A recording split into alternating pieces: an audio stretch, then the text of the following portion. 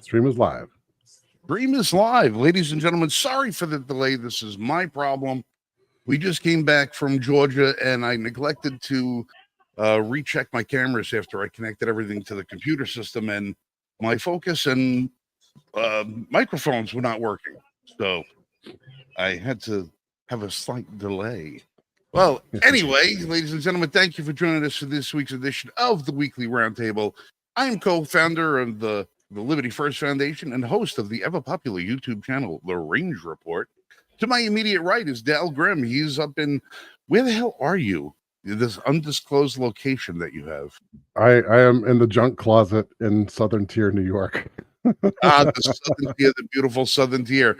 And joining us down below is Jen Rains, our alternative lifestyle specialist, coming to you from the beautiful state of West Virginia. User has been banned for naughty words. Good evening, and how do you do? Oh boy, what a week! What a week it has been so far. How are you kids doing? Well, overwhelmed actually from all the news propping up, coming up on the tube there, and trying to sift through all the ineptitude that is our federal government. And I'm in New York, so I have the ineptitude double whammy of the state and the federal government. So I have been raging all week. Well, what's going on in New York that we should know about?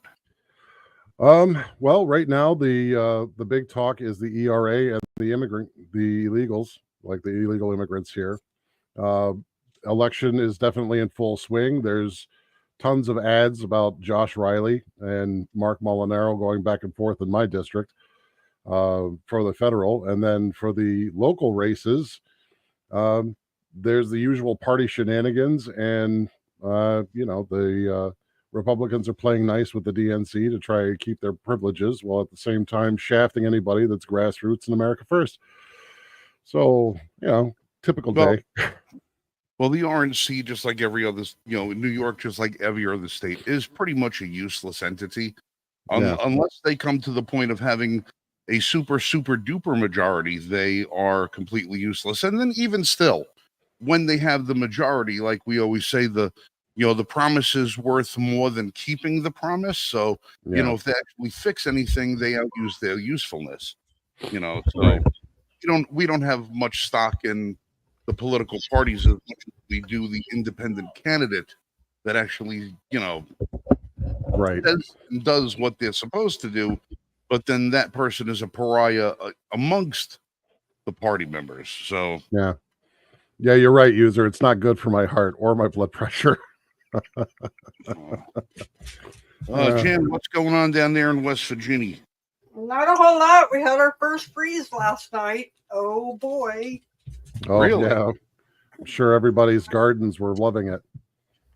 Huh? Well, I'm sure everybody's gardens were loving it. Oh yeah. Well, the actual forecast was for the first freeze to be on the 10th, so I guess a day early. People are prepared for it. So, but the next few nights are going to be really cold.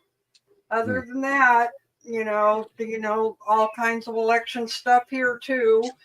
We still have people without power from the hurricane. And, I want to start off even more importantly saying, our thoughts and prayers to everybody that is escaping Florida right now and people who have chosen to stay there, Godspeed to them. Yeah, I have family that's going to be in the central part of Florida, closer in line with Orlando and Tampa. So we're kind of keeping an eye out to see how they're going to notify us about their status as this progresses. So we shall see. How about you, Frank? I actually wanted to ask, did Helene hit you guys at all? I've been getting a lot of phone calls, a lot of emails, texts, and everything. People wondering how we made it through over here, and I can tell you, we didn't have a blip of power loss, internet loss, nothing where we are. The Charlotte area was relatively unscathed. We had some heavy rains, we had some winds. There are some areas that lost power for a while. That was mostly due to some downed trees along the roadside. Where you have the power line running. Some people were without power for a day, maybe two. Uh, I don't think there's been any reported loss of life. I don't think there's been anything traumatic here. Everything was mostly, up and towards the Asheville area, that Right. we have now West Virginia. You guys got hammered pretty good too, but we don't hear hardly anything on the news about West Virginia. It's only I about mean, the Carolinas. bad enough we're not hearing anything about the towns that would, decimated in North Carolina, Tennessee, Georgia, and all that, but we hear nothing about West Virginia. So Well, most of I think a lot of that, though, has to do with the fact that the devastation here was nowhere near what it was in Tennessee, Georgia, and North Carolina. Our biggest issue here was floods because of the amount of rain that we were getting and power outages, lines down. So, Right. well, I mean, for me, on a personal note, I have an aunt who lives up in Asheville, and I've seen her grandson's Facebook page where he's posted, and I've tried reaching out to him, and I've tried reaching out to her, and to no avail. I have not been able to track down where my aunt is, and she was right in the heart of where it was worst hit. So we don't know what the status is now. I would imagine if she was, hard to find or was missing, her grandson surely would have said something on Facebook about, him not being able to find her because they live right near one another. Right. But I'm a little bit concerned for her well-being because we haven't heard from her. She's elderly. She's not exactly ambulatory. She's got a lot of health concerns, and from what I remember her telling me last time, she had sold her home and moved into a retirement RV park. So she's in a trailer. Right. Like most of the people up in that area are. I mean, the population up there is so many trailer homes, mobile homes, small homes, and stuff like that. Most of the actual houses up there, from what I understand, are very old. And I'm praying to God that she's okay, and I don't know what to do. There's no way for us to get there. The Right. roads are closed. They're still annihilated. There's nothing out. There's only way to get in and out of there is by air, and that's helicopter because there's no functioning airport. And Right. as we've seen in reports lately, FEMA has been doing their damnedest. They're trying to prevent people from getting up there to help. And that, we don't necessarily understand that, but FEMA seems to think that they have the market on rescue, boxed up, where just because they're a federal agency that they have authority over free people, and that's not the case. No. And that's one of the things that's been really boiling my ire is that the government's insistence on, oh well, we're here to help, but we're going to stop you from helping. And their basic excuse is, well, you're going to impede our efforts, but they're not doing anything. Any help that's been getting in has been by private citizens going in and helping people. Well, we have friends from, there's a group called Hunting Carolinas. They're out in Wilmington, which is by the ocean over here, and they run a nonprofit called Go Outdoors, or I believe that's the name of it. I might be mistaken. They do a veterans charity where they take veterans out on hunting trips that they would not normally be able to do. It's like hunting trips, fishing trips, hiking expeditions, camping. It's an outdoor lifestyle type of thing that they cater to veterans, retired, injured veterans and stuff. Well, these guys are all special operators. They're Marines, Army. These guys are all guys who have, been in it. And I've been talking to them. They were able to piggyback with other groups to get out there and help, because they have the military credentials and backing to do so. So they were able to get up and do some of the things that, the government has been neglecting to do. And I was on the phone with my friend Coop today, and he was like, dude, he goes, I've been at war, and this is something I've never seen. So it's horrendous what's going on. well, So Michael Vasquez arrived in the show. He was a little late because he was walking the dog. And now he's got to turn his microphone on because he's got no sound. Oh, there it goes. There he is. Yeah. Better. I don't feel bad now. I'm not the only one with technical difficulties. Sometimes. I'm a little thrown off. My dog isn't feeling well today. Oh, And sorry. so, Oh, yeah, probably a cold. Could be because of the weather, the changes. I know he's being affected like Right. a lot of people are. And like you guys, I have family down in Florida right now, and we are praying for everyone. A lot of people don't realize that it's at this point, actually, in the last couple of days, it's too late for a lot of people to try and leave. Yeah. Not only because the roads are filled with a lot of cars, which means you're not getting anywhere very quickly, but also because anything relatively nearby outside of the evacuation zone is already filled. Yeah. And you're talking, you could be 100 miles out or more. And, a lot of people don't have the money to be that far away to try and get hotels for that many days if they can find it. It's difficult for a lot of people.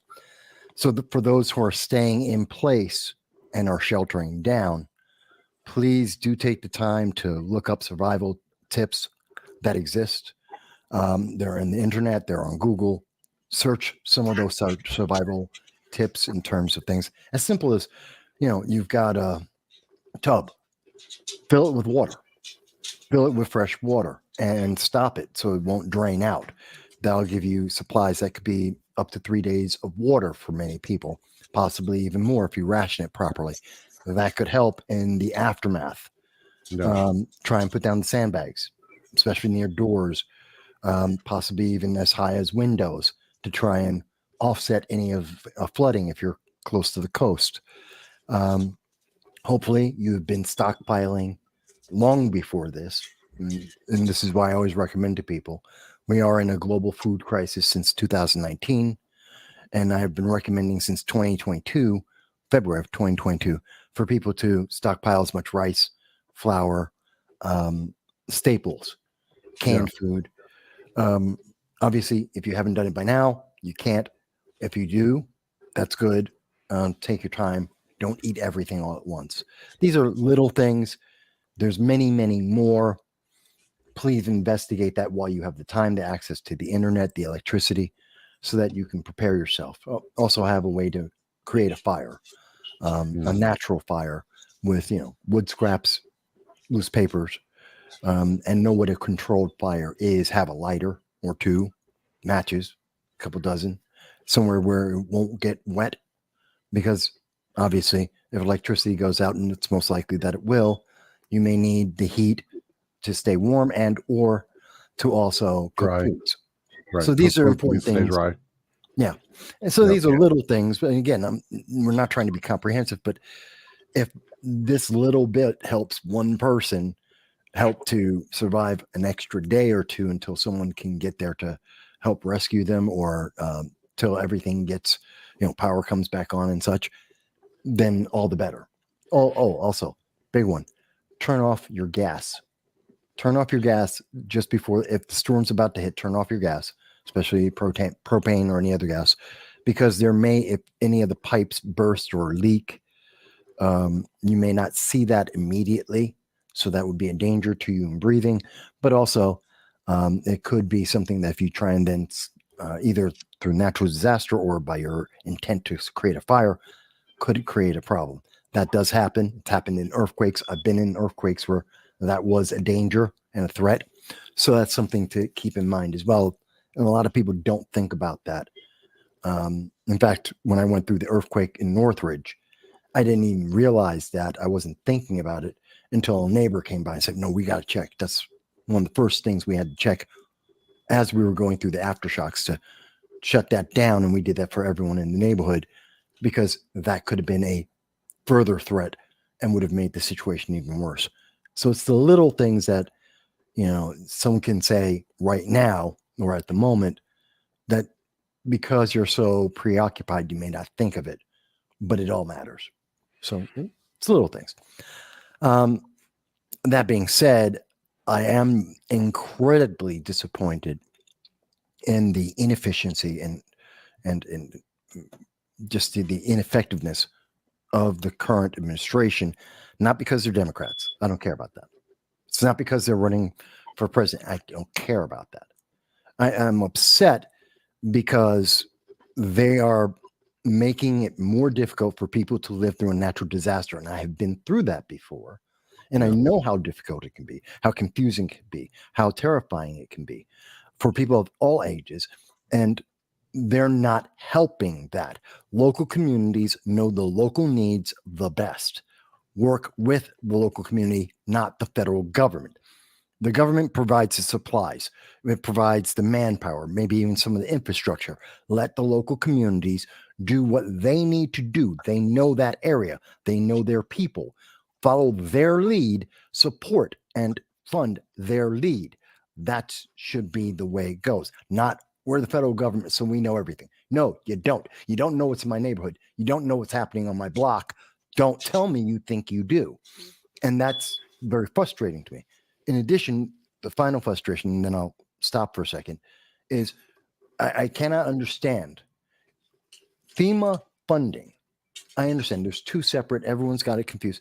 There's two separate pools of money that they use, one for illegal aliens, one for natural disasters. So they have been inefficient and ineffective in the natural disasters pool of money that they have, and they have wasted it so it's not being used properly and won't be available for people in the amounts that they need. That they have already stated. That is already a fact. I know they try to backtrack. That is the truth, as stated initially by FEMA and DHS, Secretary Mayorkas.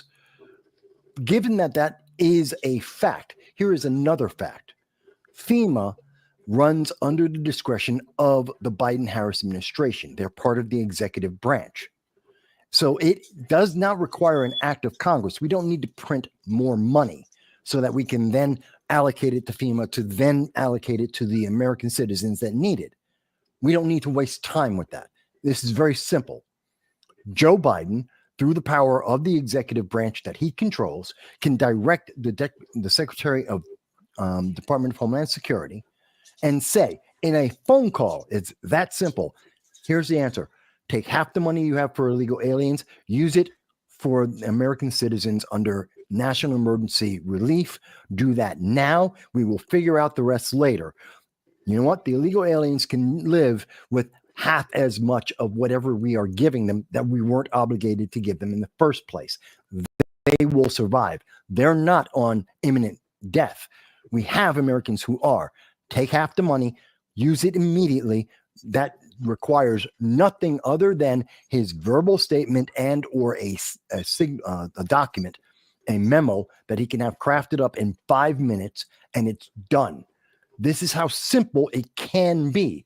Instead, they're playing politics and they're wasting time trying to say, well, we need to go to Congress and they have to allocate money. No, they don't. He needs to make a phone call, maybe sign a memo. It takes 5 minutes and the money is now authorized. Done. He doesn't need anything else. It's an executive branch action. It's very upsetting to me, and the news media will not talk about that because they're afraid of the election. This isn't about election. This is about being effective and efficient, and they can do it. Sorry. No, you're right. Well, the one thing that makes me laugh is that they're talking about the amazing $750 that they were going to give to each household, not individual, household. You know, so a family of 4 has to, you know, basically budget the same relief as a family of 2 would get. But let me ask the federal government this question. You're going to hand out checks in communities that have no electricity, no roads, No no banks. gas stations operation, and no banks. What is he going to do with the check? What do you do with a check if you have no means of depositing it? You get out of town and then you get out of where you are and go to some place that has that. But you That can't would get out. require the money. That requires Right. money in the first place. But you can't get out. You're Right. landlocked. You're stuck. There's no roads. Mm-hmm. You're not letting helicopters come in and pull people out. Um, And just to give you an example of federal government, you know, the help that the federal government does, they delivered an 18-wheeler load of chainsaws to to where that was mostly affected in North Carolina, so the people could, you know, get out there and cut the wood up and clear the roads and do this, you know, get into the houses and everything. They sent electric chainsaws. Which is stupid. Yeah. There's no electricity, Yeah. but you sent electric chainsaws. Like Well, sending again- water filters to where there is no water. Again, it's the idiocy, and this is what I mean by the inefficiency. And it's the federal government doing top down rather than local up. They don't understand. Oh, well, we have electric chainsaws. We're going to send those because yeah, but that's not going to work in the area. You don't understand. The local area doesn't have power. But one thing we should address, which is a question that comes from user has been banned.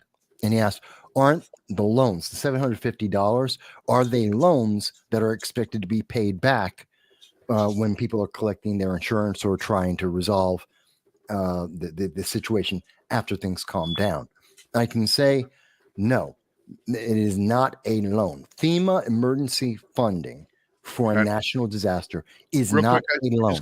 I just got to step out for a few minutes. Sure. Yep. It is not a loan for a national when you're in a national disaster. That is money that is separate and allocated. It is not taxable.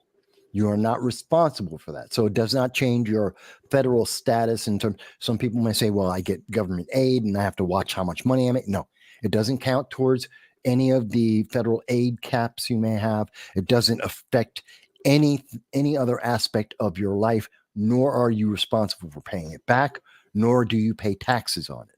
That Right. is money for you to use to aid yourself.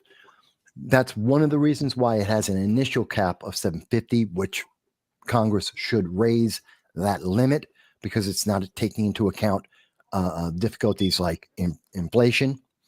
But even that being said, it is money for you to use. And I know a lot of people are confused about that. Some people were worried about that because they thought, well, maybe it may affect some other aid I get in food stamps afterwards or something. No, it does not affect any of that. So, Well, the reason he asked that is because it's been going on social media where people have been trying to apply, and they have been misinformed by the people they're applying to that they're being loaned that money. no, And so they went to social media to spread that around because obviously that's outrageous. They're in need of aid. They're looking, and the government's going to offer you money, but you have to pay them back. That's nuts. yeah. So I know it that's was- going around. yeah, It- and that was the problem, was that nobody's being really clear because the government itself is not being clear as to why or how they're going to hand out this money and to what effect it will really have. Because as Frank pointed out, how are you going to cash a check? Yeah. If it comes on a card, how are you going to use a card when there's no electricity? Exactly. There's a lot of inherent problems because again, we're looking at it from a national top-down method, and so the government doesn't understand the local needs, and they don't have. And really, we haven't updated a lot of the procedures in FEMA in decades. A lot Yeah. of them, because some of the problems they're going through now are things that I went through in the '90s in an earthquake, Yeah. and so that's an inherent problem of its own. And it's a That's problem why that should have been corrected even after Maui. Well, yeah, that's another event. I mean, we've had enough disasters that we should know better. But Yeah. again, it's very slow and difficult to change an agency when you have a lot of politicians, this is left and right, that are Mhm. more concerned about the political look, than it is to deal with the issue itself. And we have so much mismanagement, which is corrupt, and that is a form of corruption that has become embedded in Mhm. these systems. Like part of the reason why FEMA doesn't have the money, a lot of people aren't aware of this. We're in October. This is the federal budget. The Right. money, the federal government's year is not a calendar year. They have a fiscal year. It ends this month. So every department and agency of the government has to spend all of the money that they have been given by Congress in 2023. They have to spend it now so that when they ask for next year's money, They can that ask for they will more. they'll be able to get all the same money back, if not a little bit more. So we see this in, say, in the military. Yeah. This is the month that any extra bullets that they have been allocated, they'll go into the firing range. In the firing ranges, they'll just shoot rounds for days and days, hours and hours, just to use them up so that they can get the federal money, the funding next year, so they can buy more supplies and have a little bit more as well. We see that in basically every department of the government. They'll use up the money, some very often wastefully using up the money, just so that they can then say, yes, we used all the money, so you should give us the same amount, if not more, next year. Otherwise, they get cut. Right. It's stupid. It's inefficient. But this is the way our government is. And part of the reason, I don't know how much of the reason, but part of the reason that FEMA is out of money to the extent that they are for the pool for emergency funding is because they were in the process of wasting money, not taking into account, well, this is hurricane season and we may need that, because you can never predict what kind of hurricane you'll get, how many you'll get. So they had to waste money so that they can ask for more appropriations next year. But here's my thing on that. Yeah. We know that hurricane season runs every year from June 1st to November 1st. Yes. I get your point, but but November 1st is still October, and they hadn't had. Well, exactly. But Right. I'm saying, wasting money, I mean, it's just like, it's just like going back to them on the ground. I saw a video today, it was posted within the last couple of days, where a guy walked up to FEMA who was finally in the town, and he says, well, how long have you guys been here? And the FEMA guy goes, we've been here a couple of days, but we didn't have power the first day. We had to wait for everything to come in for us. So we were letting people take showers and put them in the food line. He goes, and then we're, today now we get to sign them up online. Yeah. And the guy goes, well, what about the people that are up in the counties where there's no power? And he goes, well, they just need to come here. And he goes, but they can't get here. Again, it's the misunderstanding. And that's why it's part of my frustration, because, again, it's that mismanagement, that inefficiency and ineffectiveness of government. It just reminds me of the way the government was so efficient with Katrina. Parts of that, yeah. Other than it disgusted me so much to watch those people sit in the dome for days in, and nobody was on the ground, and that was days after the hurricane. Mm-hmm. That's the problem when you have an inefficient system that's built to work top down, not bottom up. People locally knew the problems, but the people at the top, well, it's taking time to get up the chain, all the checks and balances, and reach all the people to make decisions. But that takes time, because the answer goes, the problem goes up the chain, and then the answer comes down the chain, rather than the top is just there to respond to the request. Right. And the people locally are like, this is where we go. You said something that I didn't realize about FEMA, and it kind of makes a little sense, but I think the news should be, which, the news, why should I expect anything out of them? But when you hear that, X amount of money from FEMA was spent on illegals, and the news and everybody comes out and says, no, it wasn't. FEMA has never spent money on illegals.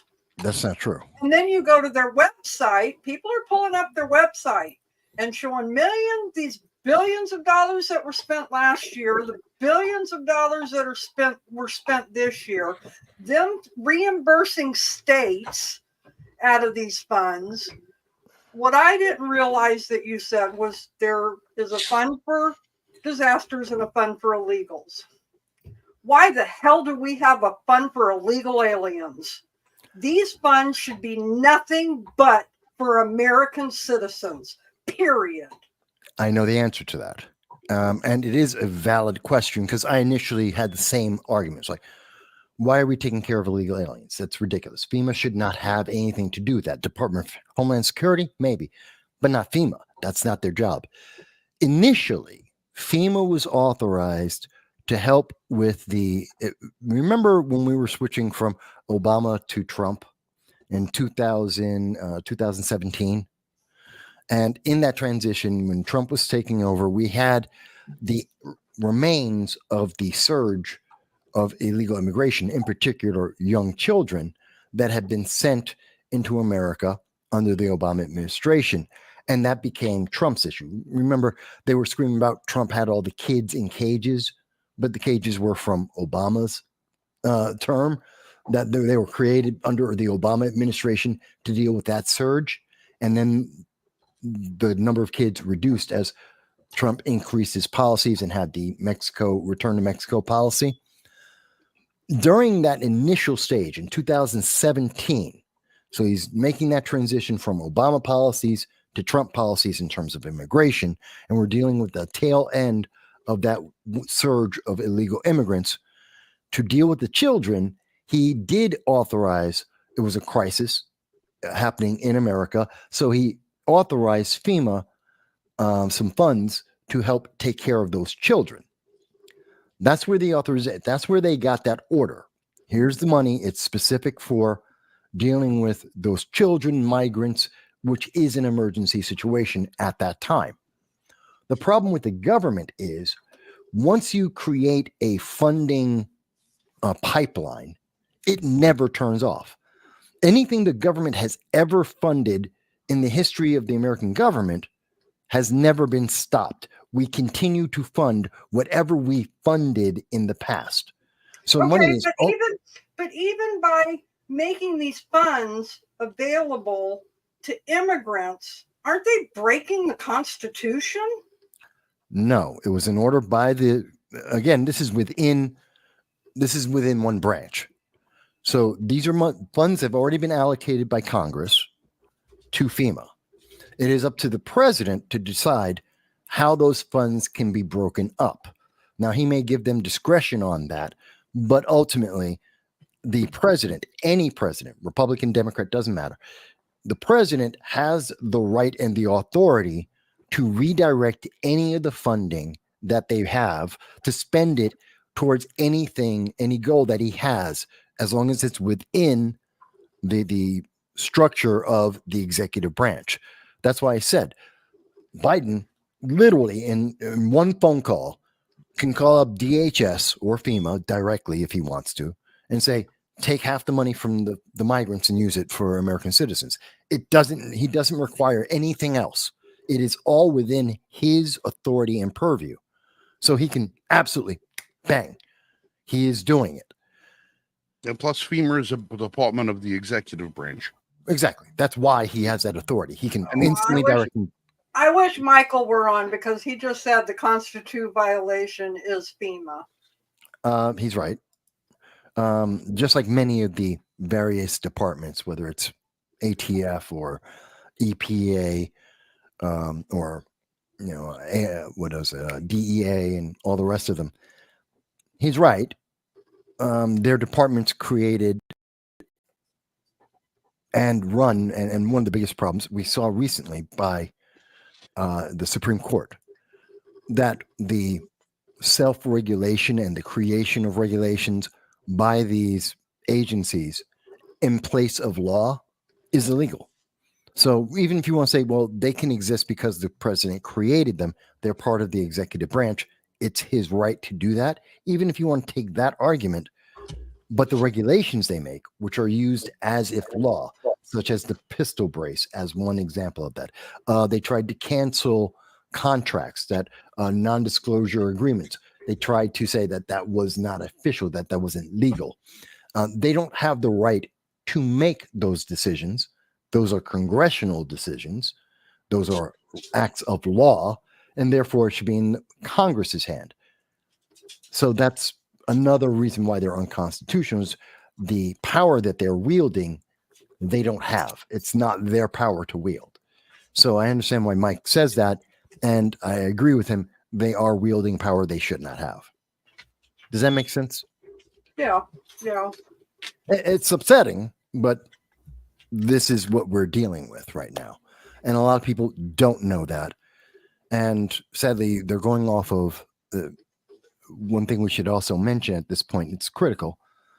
And people should always double check. First thing when I get things from various people share this email, that email, this story, or rumor, or something they know, I research it. First thing I do. Okay. If it sounds odd, if it sounds uncommon, research it. Just start with a Google search on not where it came from, but the matter itself. Kind of like with FEMA and the loans. Now, I've been through a process with FEMA, so I'm familiar with it, but laws change, so I updated and I double checked again. Did any of the regulations on FEMA change in terms of the money, emergency management money that goes out? No, that hasn't changed. So it's when you see something like that seems absolutely insane, double check. Go to it's the government. It's printed. You may not see it immediately, but look for it. It's there. There is somewhere it is written, whether you like it or not, it's there. And look it up and say, okay, here's the fact, which may or may not go with a rumor, because people I don't think they're doing it maliciously. I think they're very emotional right now. And they may half hear something and share something that they half heard because of the emotion they have about that situation. And because of their emotion, they're not stopping to slow down, double check, and confirm. They're just going to push it on out there. And then you have that happen through 2 or 3 different iterations of people who are very emotional, try and share this with their loved ones as fast as possible, gets further miscommunicated. And then suddenly you've got people saying, I can't accept this FEMA money because it's a loan. And it's like, no way in hell. That's not the case. Yeah, and I love when ahead. you look at the paperwork, when you look at the website and determine, okay, how do I get this money? It's an application, which means that it doesn't necessarily mean you're going to get approved to get the money anyway. That is true. They say you qualify for it. Now, granted, I mean, if somebody from Connecticut is getting on the FEMA website looking to get a $750 payday, yeah, I would understand that would be a good reason why, somebody would be disapproved from getting money. But when you consider all the money that was handed out during the reconstruction efforts after COVID, with all the with everything, people getting tens of thousands of dollars in grants and loans and everything else that should have never gotten it in the first place. I'm like, all of a sudden now you're going to really, have a lot of concern over the management of where the money's going after all the mismanagement you've done. Well, let me add again my personal experience, and this is again going back to the 90s. This is going back to the Northridge earthquake in California. It may have changed since then, but my first-hand experience going through the application, because you did have to go through the application then. I thought it was insane at that time. But the government, while they do it, and there is a minor attempt to prevent fraud, minor. Let me be very clear about that. They're not very good at trying to stop grift. But what they will do is they will come through. They'll have several FEMA representatives, individuals they temporarily hire for FEMA. They have a form. They will go and, so write down your name, your social, such information, thus check anyone for their ID, because there are people who will try and scam with fake forms just to grab your personal information. But they'll provide you their documentation. They'll show you that they are authorized to do this. They'll take your information. They have a form. They will go through, what did you lose? What do you need? Blah, blah, blah. They put it all in. You give them the estimate of the amount of money, any receipts you might have to prove, my big screen TV, my computer, my sofa, blah, blah, blah, whatever it is that you lost. And these are the approximate prices I bought them at. Here's the receipts if I have any. If you don't, then you don't. And they will then approximate, sometimes average out. They'll go with essentials as a priority versus other items that are less essential. So your big screen TV, not an essential. Maybe a TV, maybe, but again, not an essential.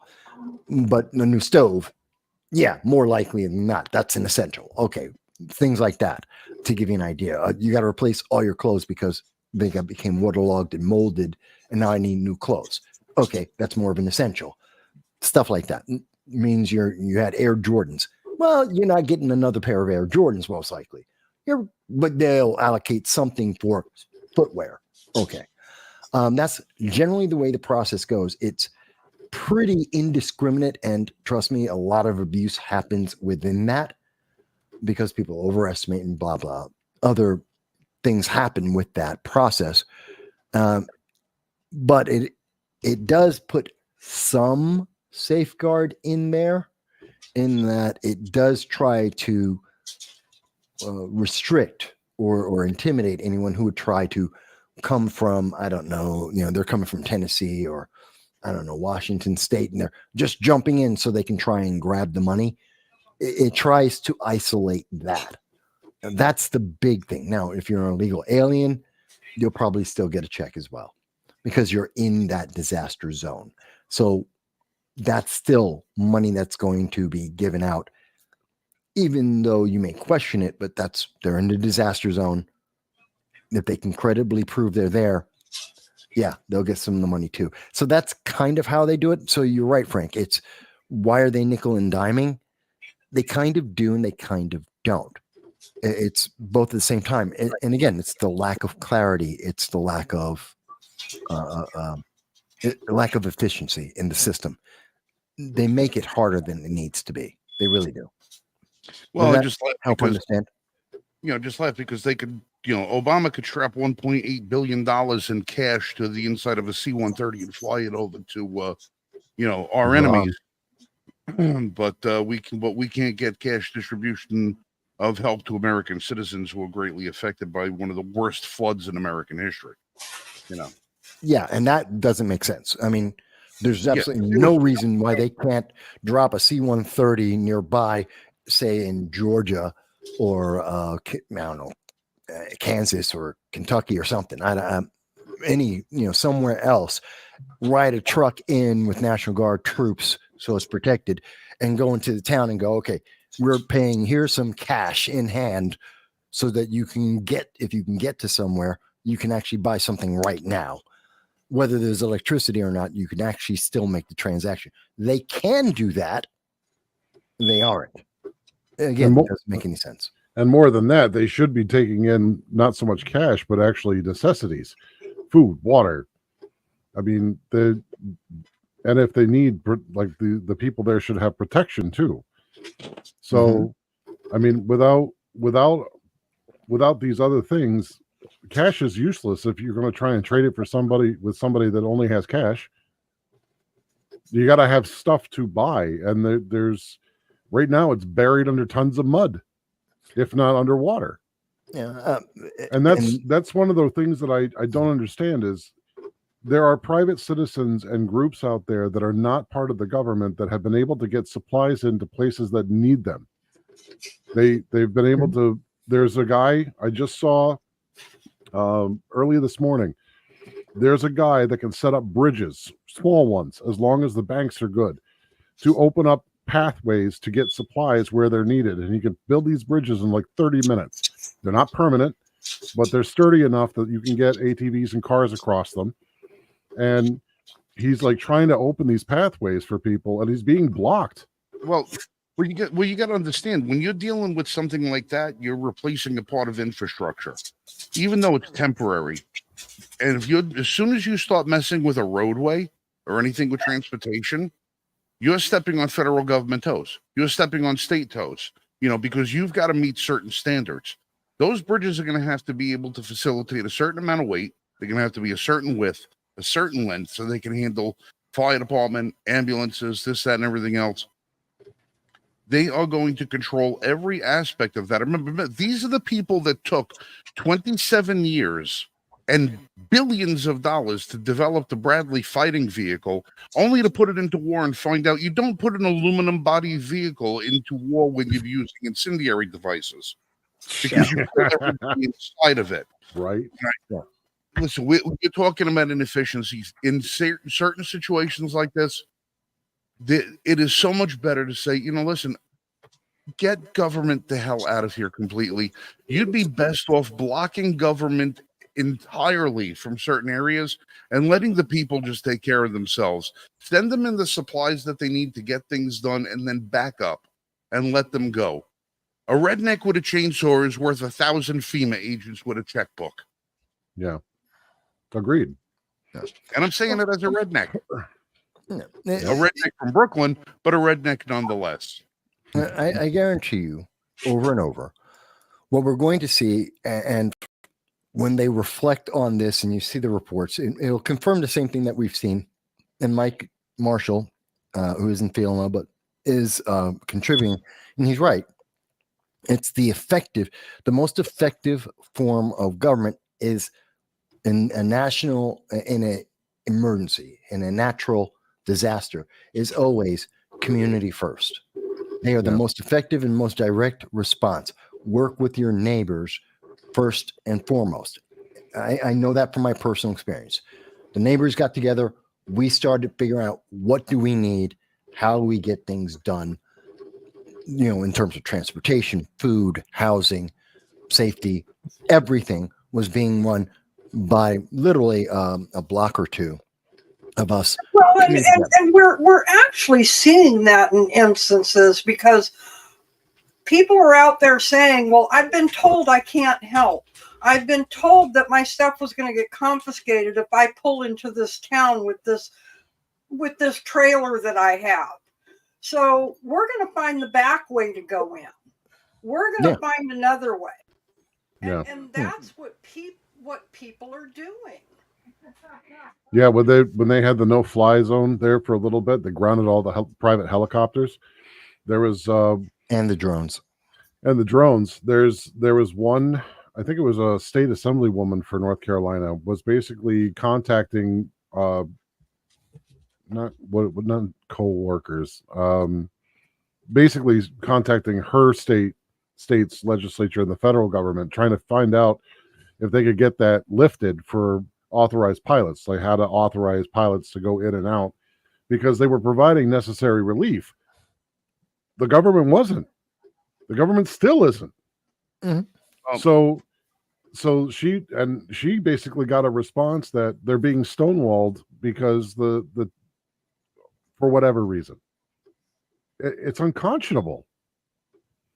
I mean, there are the communities that are still solid around the affected areas have been trying to reach people within there, and also there's the need for people to go in and actually help clean up things that can poison the water and poison the land, like the cadavers. There's going to be a huge outbreak of disease in there if things don't get cleaned up soon, and nobody's going in. They're not being allowed by government. Well, what's even worse is that not being allowed. I've watched no less than 6 different videos where unmarked, black-painted Black Hawk helicopters have been flying over relief efforts put on by citizens in local communities, where they've been flying helicopters low over and blowing supplies and stuff all over the place, disrupting all kinds of things. And nobody seems to understand where these helicopters are coming from and why they're doing that. They're not in a landing area. They're not in an area where they're supposed to be receiving, people or materials or dropping things off.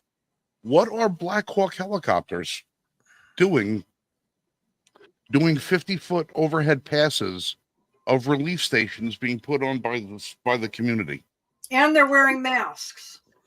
The mask part could be a lot of reasons for that.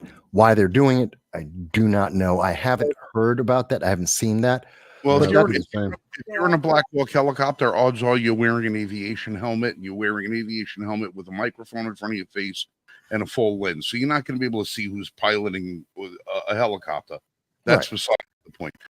but you're seeing helicopters, doors closed, doing low-level passes, and then when it gets right over the area where there's people that are handing out supplies, The downdraft from the helicopters is blowing shit all over the place. pitching the helicopter to make the yaw go at 40 to 5 degrees and then blowing everything all over the place. They hover for 30 seconds and they take off. Well, you just had hurricane force winds blow your relief efforts all over the friggin' parking lot. And Why nobody can, and when they report it, nobody can tell them where they came from or where they're going. Okay, so I don't know about those because I haven't seen them, but this is the second part, which is for the rest of the nation. This is for all of us in terms of the voters and people from every other part of the nation. This is where we have to step in and we have to be accountable. We have to force the accountability on the rest of the government. We have to ask that if our news media aren't asking the questions, require the questions from alternative media. We have to go to our senators, our state legislatures, our Congress. We have to reach out to everybody and say, no, but we have to have an answer why this is happening. Right. There's somebody who has the answer. There was an order given. Someone authorized that flight path because we know you've shut down everything. So somebody knows it is recorded, it is logged somewhere. We need an answer and it must come. And by the way, if you don't get this, and this is an imminent, immediate problem, guess what? You're fired. We're right before an election. We need this done today. We need answers tomorrow, literally. And I'm not talking about figuratively. I mean, literally. Tomorrow, we should have this answer. It isn't that hard to figure out. And if you don't do that, we won't elect you. We're not going to elect your party. We're not going to give you donations. We're going to put in somebody else who promises that they will. And if they don't do it, we will get rid of them too. No, here's the We have screen. to do that. All right. From now, what they're saying is this is a North Carolina National Guard helicopter that goes over and is flying over where the relief efforts are. And this is what they're doing.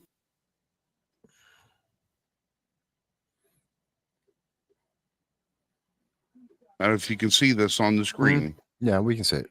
And the official, there was a press release by the governor that says that the crew of that specific helicopter supposedly has been grounded and now there's an investigation. That's all that they've answered for so far. Well, And yeah, then, we're investigating ourselves and found we've done nothing wrong. Yeah. well, and you know what the answer to that is? Whoever the local, and I understand the difficulties going on right now, but if that's the answer and that's the only answer we're being given, and reasonably within the next day, 2 days, if we can't get the answer within 3 days, if we cannot have an answer that's clear so that we can then put in a prevention, every one of those members of elected office from local to federal that are in place, all of them need to be fired. That means they don't get elected. Regardless of party. I don't know who's in party. I don't care. But you know what comes along with day 3 of waiting for answers? People forget. And nobody gets held accountable for it. But again, that's why I said in the first place, that's why everyone else in the nation has to pay attention. We have to demand this. We can't move on to the next news story. But it's not going to happen. This is another event where it's just not going to happen. This is going to be another thing where the ATF kicks in your door by mistake and shoots your friggin' dog and nobody's held accountable for it. This is another Ruby Ridge. This is another, every single thing that the government ever does wrong, heinous acts that we all throw our arms up and get upset about, nothing ever happens because it's the federal government and they act with complete and total impunity regardless of what the public wants. But again, Frank, it's because we as the public allow them to continue. If people are going to vote back in, let's assume, I don't care, any member of an elected office. Again, I'm not being political here. This is not left or right. Any member of any political office that is in these effective areas, and they have failed. I mean, completely failed. They're not providing answers. They're not getting solutions to the people. They're not asking the questions. They're not demanding the answers, and they're not providing answers. They have completely failed in their duties to the people, which is their obligation. That's their oath. And you re-elect that person? Well, Well, then listen, what message have you just sent to them? You just told them it doesn't matter. we have already been shown by our federal government that it does not matter how much we rile ourselves up and get upset and protest and yell and scream. But And it even does, if we all Frank. decide, you know what, none of us are voting for this person again because of A, B, C, and D, they just manufacture the votes to take office anyway. No, that's not necessarily true. And I It is. disagree. I understand the frustration. I understand the fear of that. But the reality is, and this is why politicians spend billions of dollars in elections every year to get reelected, because we do have the power.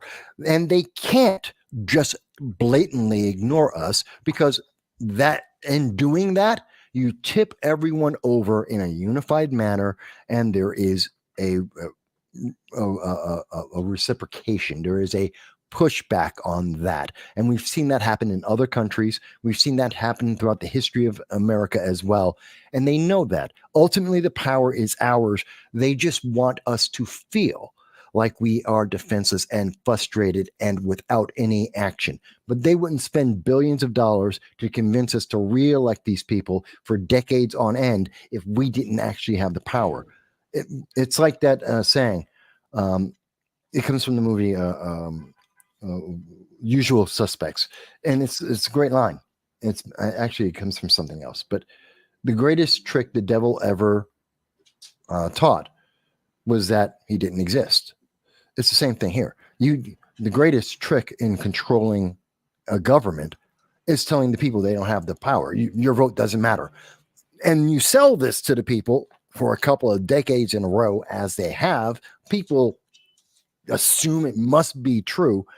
Not that it's difficult, not that it's something that takes time and you have to work towards it, but that it's just impossible.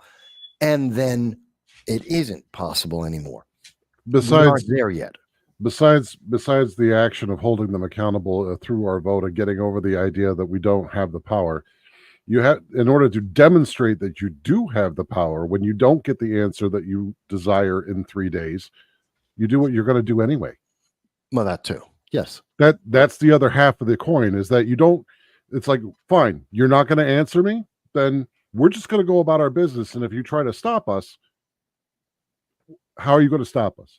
I truly doubt that if there was a mass of people, Right. and this is not an encouragement, or nor is it's just a statement that I imagine that if there were a mass of people, 25, 50 people seeking to help and provide help to a community, I can't see National Guard troops coming in with the guns and going, no, we're going to detain each and every one of you and prevent that.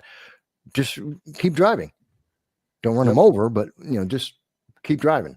You got a caravan of 15, 20 vehicles, all of them loaded with food and water, going into a community that you've been able to identify publicly that are in desperate need. Drive. Right. And guess what? I do not see, they're not going to shoot this isn't Kent State. It's not going to happen. They're not going to shoot you. They're not going to, they'll try and block the road. Maybe keep going and deal with it afterwards. But the idea is that they can't detain all of you. And Tim Pool actually makes a good point about this. When you are in numbers, you're more likely to get authorities to detain or to arrest the individual rather than face 300 angry people. Well, that's how activists get done. That's how activists get their way a Sure. lot of times around these law enforcement people, is that you have them accosting a smaller group.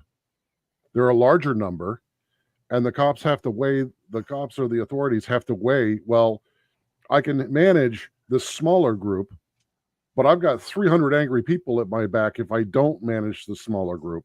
So we're going to take into custody the smaller group for causing the issue, for their own protection maybe, while the angry group sees that their demands are met because now the smaller group is now out of the way. So you just flip it. Instead of the 300 angry activists, you now have 300 people that are committed to helping, And when when the authorities look at these 300 people in caravan rolling into a place to try and help somewhere, they've got, okay, well, if we don't let these 300 through with the supplies and the people that are in need find out, we're in trouble. Go ahead. Just go ahead. We'll stay out of your way. You have the power, but you have to utilize it. You can't just say, well, this sucks. Well, yeah, it does suck. But then do what you're going to do anyway. Go through it. We have the power when we are unified, and that's the key. Do it anyway. Yeah. Deal with the fallout later. People are in need. Go help them. It is your right to help them. It is your right to defend life and property. Yeah. It is your constitutional right, and it is a duty as a human being to help other people. So do it.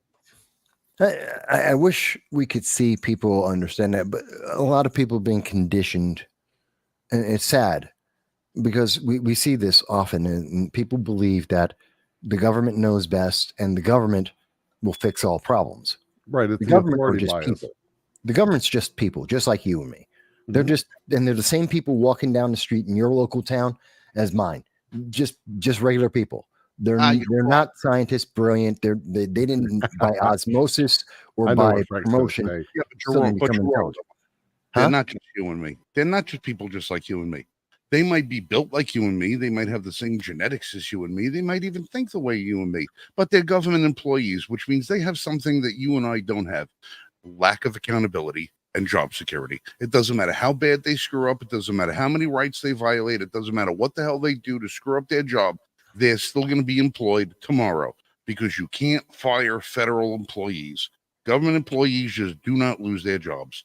Doesn't matter how badly they screw up. As a matter of fact, they only fail upward. They only fail upward. And all you have to do is look at David Chipman of the ATF to verify that, if I'm not mistaken, because he's the guy who's responsible for the massacre at Ruby Ridge. And now he's the number 2 guy at the ATF. All right. The federal government fails upward. The more heinous you are, the more cold and calculating you are against your American counterpart, the more progressed you get in government. So no, they're not like us, because as soon as they get that little badge or that little ID card that says the word federal on it, they're better than you are. They're better than me. They're better than Jan. They're better than Dal. They're better than Marshall. They're better than all of us. And they know it. And they know it, because the only thing that'll ever happen is you'll get one person will get moved from one department to another. They'll call it punishment, and then you'll never hear nothing about it again. That's the way. It's like a teachers union. Yeah. Very similar, yeah. Right. You have cops on the job that do bad things, and when they get taken off the post, the term is rubber gunned. They get rubber gunned. They get their service weapon taken from them. So if they shoot somebody in the street, at least the gun isn't, tied to being owned by the NYPD or whatever police department they work at. But they're rubber gunned. And then with the teachers, what do? They rubber room them. They take the bad teachers who've been abusing children and failing at their job, and they put them in an administrative position, or they put them on vacation for extended periods of time because you can't get rid of them. Or they actually move them to other schools and don't tell the schools or the parents why they were moved out of their school. I've seen that happen on numerous occasions. I know personal accounts of that happening. When the government does it, it's procedural. But when the church takes a priest out of one parish and puts him in another, it's a cover-up. But when the government does it, it's procedural. Yeah, it's the same. It's wrong in either event. Yeah, it's the same thing either way.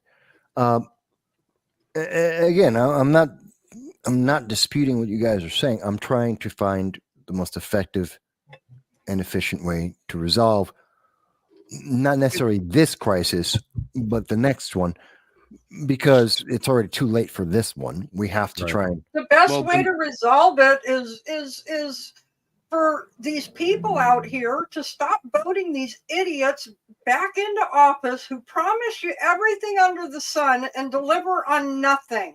They do everything what's in the best interest of them. We need to get government back to the Constitution. You, as a Congress, can only do this and this. These are your powers. You, as the president, these are the only things you can do. These are within your powers. All these agencies need to go away. All this bureaucratic crap needs to go away. But Americans are too stupid to see what's happening. No, we have to shrink the government, and we have to take the responsibility back onto the local, to the individual and the local community, which we've given up. And the problem with giving that up is you give up the efficiency, effectiveness, you get rid of all the solutions, because the bigger government becomes, the bigger the government wants to become, the more power it wants to have, but it's less effective each and every time. We need to shrink. This is one of the reasons why I've always been an because advocate. Government isn't for the people. Government's for government.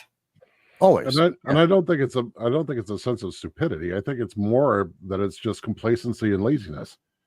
We've been comfortable as a people for way too long. We don't like to shoulder the responsibility of having to govern ourselves. I don't think I think it's more than that. We're not taught. When was the last time civics was taught in a school? Your actual rights. Learn what the Constitution is. Learn what your rights are. I think the last time that I remember was my years in junior high. That was the last civics class I'd ever seen. That's a couple of decades. That's a long time ago. Yeah. That and authority bias. Like the kids are taught in public school that only experts in authority and people in authority can be experts. And so you're stuck with this idea that, well, there's somebody that's smarter, there's somebody that's more knowledgeable, there's somebody that is able to apply principles better than myself. So I'm going to trust that these people are going to work for me without having any knowledge of what they are actually doing. Well, you grow up in ignorance. I attribute that to when people say, well, I had a college degree. You didn't go to college. Okay, you're book smart. I'm street smart. You know, my grandfather had very wise words. He said, he said, you know, that he asked me a question. He said, do you know the difference between an amateur and an expert? And I said, no. And he said, well, the amateur is somebody that just kind of dabbles. But the expert is somebody that applies the principles that they learned. They discuss them. They spend time and they put effort into learning it. Anybody can become an expert if you learn to read and talk to people. That's how you become an expert. And you don't have to be an expert in everything. But it doesn't mean the state or government will consider you qualified. And I'll give you an example of that. I'll give you an example. The bar exam. Yeah. You can't be a lawyer in this country unless you pass the bar exam. You've got to pass the bar in the state in which you're going to practice, correct? Correct. Abe Lincoln was a lawyer. He was a barrister, as they called them back there, which is where bar comes from. Barrister, okay? Right. Abe Lincoln was shot dead 16 years before the bar was established in the United States. Yeah, but he was a lawyer. By today's standards, Abe Lincoln could not have been a lawyer because the government didn't say he was qualified. Now, I personally believe that if you want to go take the bar exam and you can pass the bar exam, now you're a lawyer. Why do you have to go to law school if you can learn it on your own? Why do you have to pay somebody else for all this information when you could go to the library? I mean, a perfect example of that is all what you call the jailhouse lawyers. Mm-hmm. Yeah. You got a guy who's trapped up in his cell for 20 years. He's got nothing to do, so he's going to figure out how to appeal his own case. He learns the law inside and out. He can wind up going and taking the bar exam, but he'll never be a lawyer because he didn't follow procedure. He didn't go to law school. They set up their own parameters. The group of people that run things want to keep that circle as small as possible. So they say, well, how do we institute policies to prevent people from getting where we are? And then they make criteria up, and then they have the criteria voted on. So they turn it into law.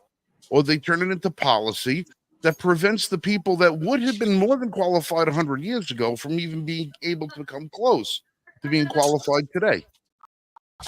Yeah. Because it's a big club and we are not invited. Well, it's not a big club; it's a small one, but these are the steps. Everything you're describing, Frank, these are steps that lead towards a authoritarian government. Whether that winds up being whether it's a oligarchy or a single despot, or even with socialism and communism, they all go through the same step of restriction, limitation, loss of freedom. And eventually it always leads to the same outcome. It always gets to that point, which is why it's amazing for anyone who's ever been through a national emergency, a catastrophic event, whether it's an earthquake, a fire, a flood, there's a whole host of them. I've been through a lot of them myself. And I can tell you from my personal experience and speaking to other people who've also been through catastrophic events, they are eye-opening on many levels, which I would never wish anyone ever have to need to go through these experiences, because they are traumatic, absolutely will cause traumatic events. A lot of people will have PTSD. A lot of people will have need therapy and help because they are intensely traumatic. And I would never wish that on anyone. But it is also eye-opening of the power of the individual, the agency of the individual, and the need to have smaller government, more independent, to essentially brings you back to the colonial days of the United States. It brings you back to that self-reliance, that reliance on small community, and it instantly makes you become very aware of why was the Constitution and the amendments written in the manner that they were. Right. Because when you go through that event, you suddenly understand what it is to rely on no further than the neighbors. As far as I can only rely on the neighbors that I can see. If I can't see you, I can't rely on what you're going to do for my community. That's not a bad thing. That's how we have to deal with this right this second. Our small community, everyone we can see, that's our primary focus. We work with each other here to then work with the next community that's doing the exact same damn thing, so that we can work together. And then we work with the next community to resolve the problems for each and every one of us. And that's how you get it done. And that's very colonial. That's back to the origins of America. That's why the Constitution was written the way it was. We just forget because you're right, Dal, we're way too damn comfortable. We are in the most pampered time in the history of man. Yes, we have all of the perks that go with that, but this is one of the problems. And we have to take on that burden again and say, you know what? I know it's a pain. You don't get to watch the Housewives of Who Gives a Damn. You don't get to see the 90-day fiasco. I understand that. You missed that one basketball game, that one baseball game, that one football game. You didn't get to see that one thing, that one entertainment and distraction in your life because you had to give up 2 hours of your life to learn a little bit more about your government, your community, what you can do. Yeah. Oh, that's a burden. You know what? Do that once a month at the least. And when you have the need, you now have the expertise, which I think is more important than just being, whether you're an amateur or a professional, you have the expertise. I'd take someone with expertise every day. I don't care how intelligent you are. I don't care if you got a degree. Do you have expertise? Oh, you do? Fantastic. I need you. Right. Actually, that's very Machiavellian of you. I love Machiavelli. I think he's a brilliant man. We've spent over an hour on this subject. I do have an update real quick before we get into our next thing. Sure. Yeah. The Colorado Supreme Court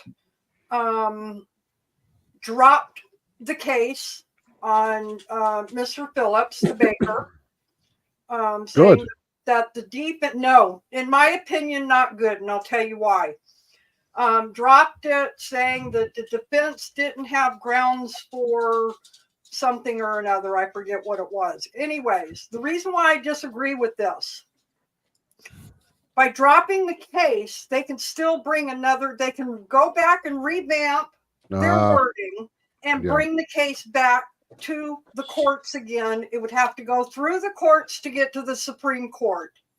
Well, was the case dismissed by the judge, or was it dropped by the prosecution? It wasn't vacated. It was dropped by the Supreme Court.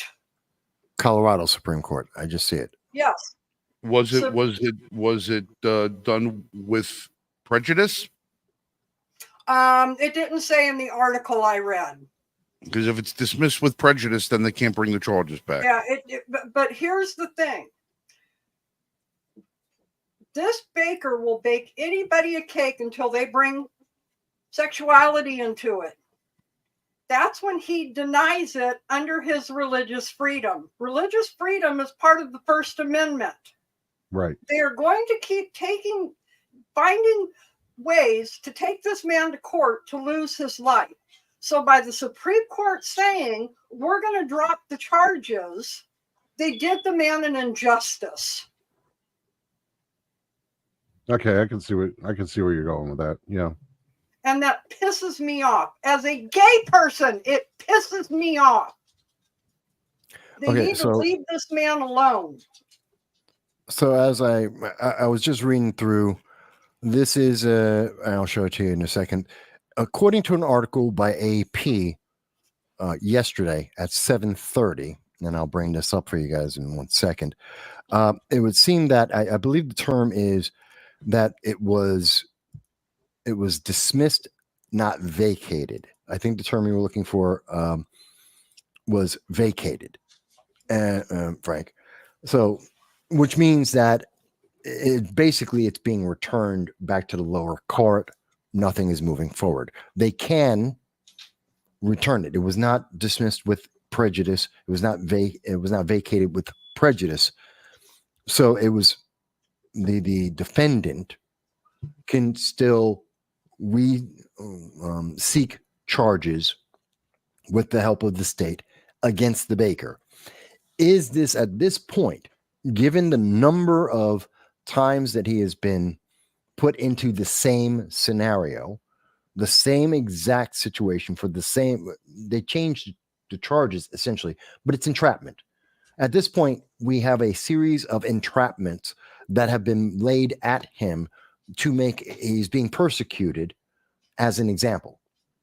And at this point, he should seek, or the government, the law should protect him from this persecution. When he went, well, here's my thing too. His first case about the cake, he was asked to make a cake. He said, yeah, I'll make the cake.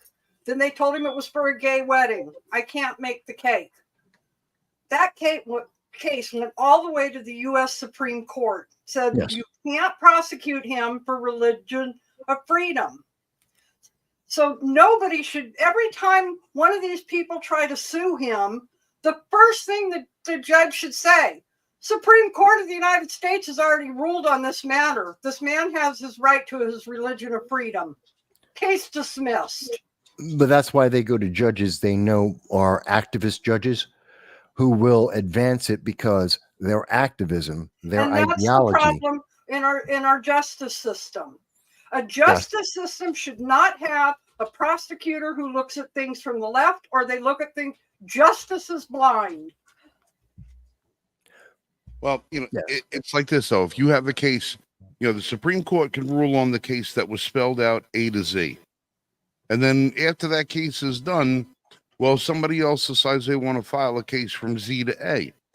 Well, now everything's in a different order, so it's a completely different case, and the two don't align anymore. So now it's something new. So they'll keep going after this guy 1,000 times as long as they can try to figure out something. Because this one will say, okay, well, you didn't bake a cake for a transgender man. All right, he'll wind up going to the Supreme Court. It'll get it'll get dismissed against him, and then someone will come back. Oh, well, we didn't bake a cake for a transgender woman, because when they make these rulings, the ruling is only in effect for the exact set of circumstances presented to the court at the time. The court can't go and extrapolate every other different set of circumstances that it can apply to. Someone's going to sue this guy for their transgender dog, their transgender goldfish. You know what? It's always going to be something. They'll keep changing the quote unquote victim, so that it's always a new set of circumstances, and then they'll have to start all over again, because the courts don't make blanket judgments like this. This is why you have the Supreme Court come out with Second Amendment decisions against the state of New York, New Jersey, Connecticut, and everything else. And what does Connecticut, what do? They go back and they tweak the law. And they go, no, this isn't the law that they were talking about. This is a completely new law. Well, it has the same exact DNA minus 1/100%, but it's something different. Now it's something different. You know, so this is going to just continue happening time and time and time again. And unfortunately, this guy's he's their target because he's the poster child. He went to the Supreme Court. Now they want to try. He's our Roe. Essentially. So now they're going to do everything they can to destroy him personally. It's a mission now. He's going to go out and eventually he's going to retire. He's going to retire, and they're going to turn around and say having a cake baked by a religious baker is a civil right, and force him to come out of retirement. Oh, you mean you retire? You can't retire. You have to bake us a cake. It's our right. The same way that they ruled with Obama. Bass, you laugh, but think about it. They ruled that Obamacare was, you know, health care is your right. You know, this. Well, if you make they did not. No, but I'm saying, but they came close. But this was the whole foundation was that of saying healthcare is a right. When you tell somebody that something is a right, then that right that you're telling somebody that they have has to be serviced by another individual. And if there is no individual available to conduct that service, the government now has the ability to force an individual to conduct that service. No. So you turn around and say, well, yeah, that was the whole reason why we said that Obamacare was equivalent of indentured servitude. Because if you don't have doctors, but healthcare is a right, well, who provides the medical assistance? The government would have to force people to do it. That's why it was overturned like that. No, that may have been one of the hopes of it, but it wasn't. That isn't what it's written as, nor was any of the neither proponents nor those against it didn't argue that, because they couldn't. They couldn't put it. Oh, by the way, this is a form of slavery. They weren't going to put that in the friggin' bill. Well, you could. It was part of the argument in saying you can't infer something as a right when it's a service provided by a private individual, because you're going to force a private individual to provide a service that he or she may not be able to do. But that's not a right. That's not a right. That is. Did you hear what I said, Mike? That's why healthcare is not a right.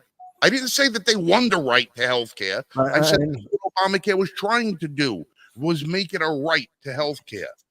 Yeah, but even if it's a right, that doesn't mean that the government can impose on someone else to force them to fulfill that right. Just because you have the right doesn't mean anyone has to fulfill that right or aid you in that right.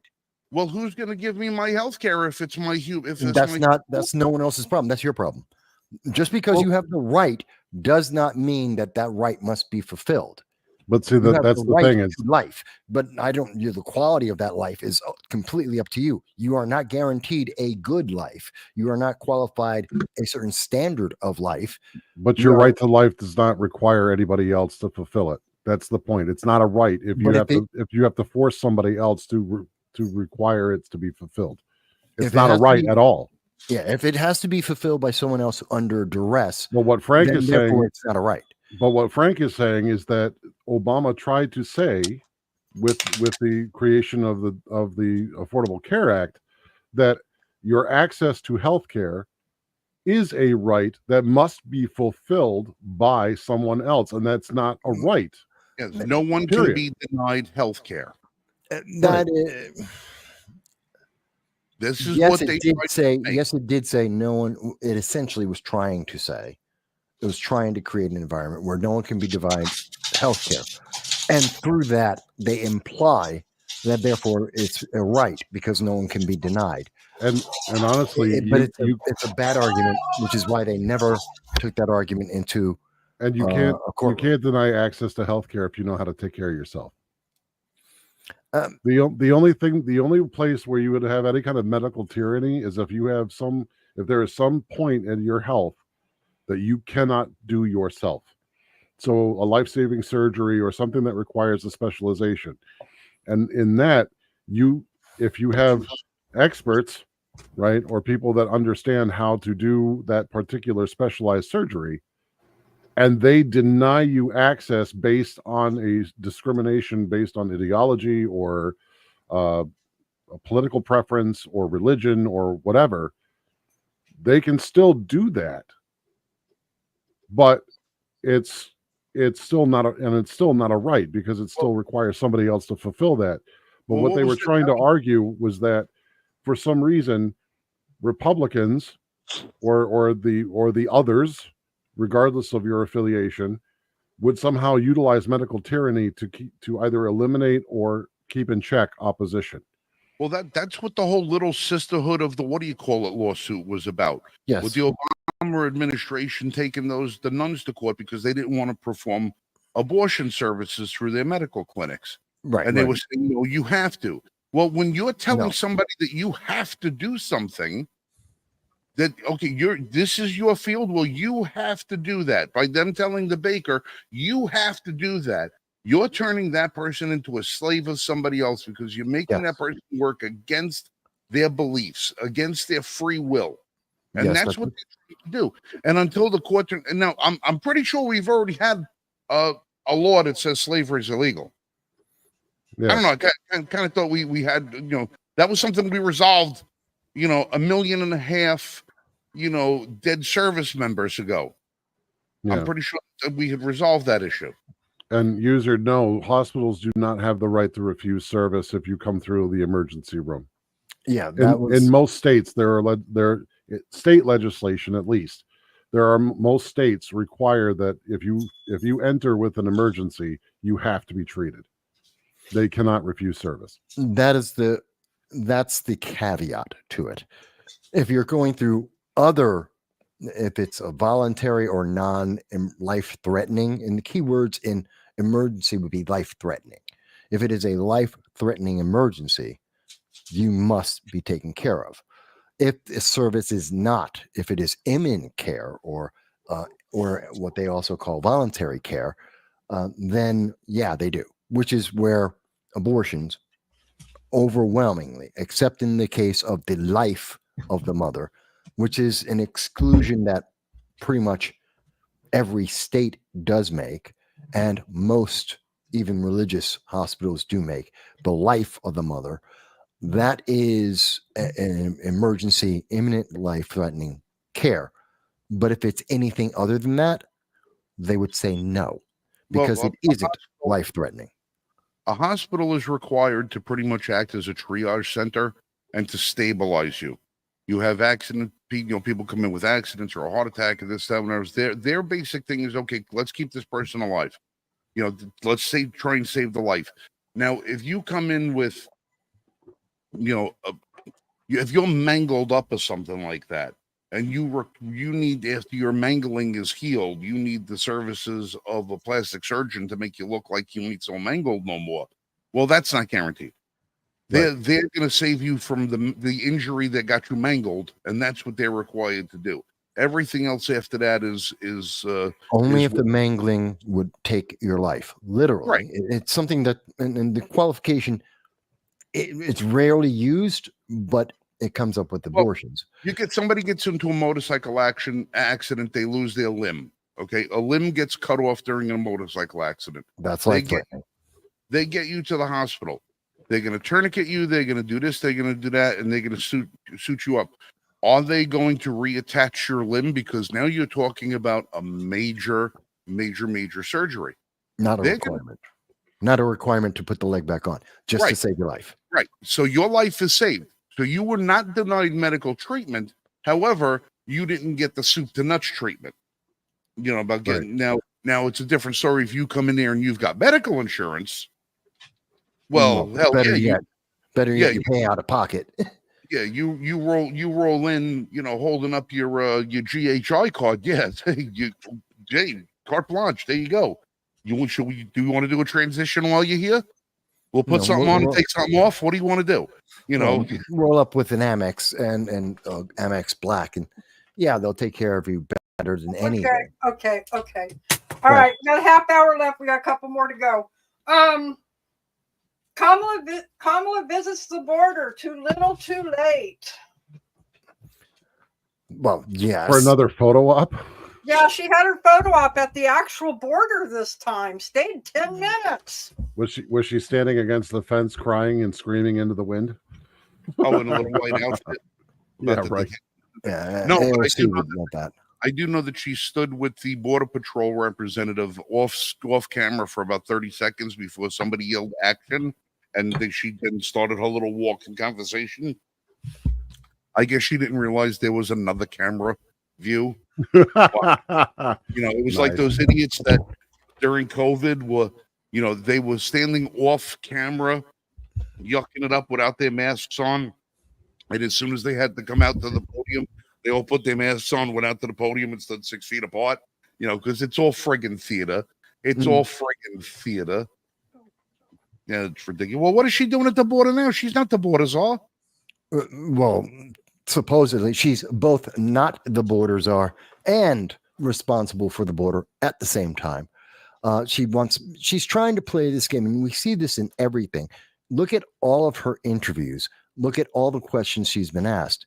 She's at the same time trying to minimize any negative impact of the Biden-Harris policies, while also trying to say that she is brilliant and that she has a plan which will make it even better, which doesn't make sense the second you stop and listen to anything. I've done deep dives.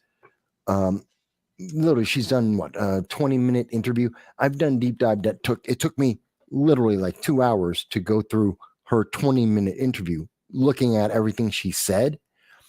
She never answers the question. Why is she at the border? Because she needs a photo op. She needs to have some way to say, no, I'm doing my job, while still avoiding the key and core question, but you failed at your job for 3.5 years. You've only been there twice, both times because you were pressured by the public and politics to show up at the border. And in between there, 8 million people came into the country. Go ahead. She didn't show up at the border at those times. She showed up in a town in the state. Technically for her, they're going with the whole idea of that if you're within 100 miles, you're at the border. The border is 100 miles from the actual border itself. That's how they're counting it. But go ahead. Did you see Kamala losing her shit when the teleprompter went out?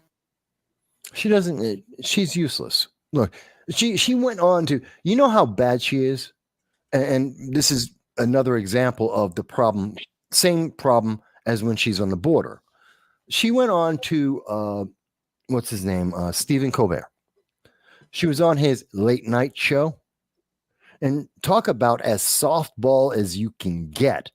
Stephen Colbert, a very well-known and very well-documented supporter of the left, of leftist policies and the government overall, he asked her the simple softball question, what would be different under Kamala Harris versus Joe Biden? Did you see her answer? Oh, yeah, nothing. No, her answer was, I'm not Joe Biden. That was part of her answer. I'm not Joe Biden, but I'm not Donald Trump.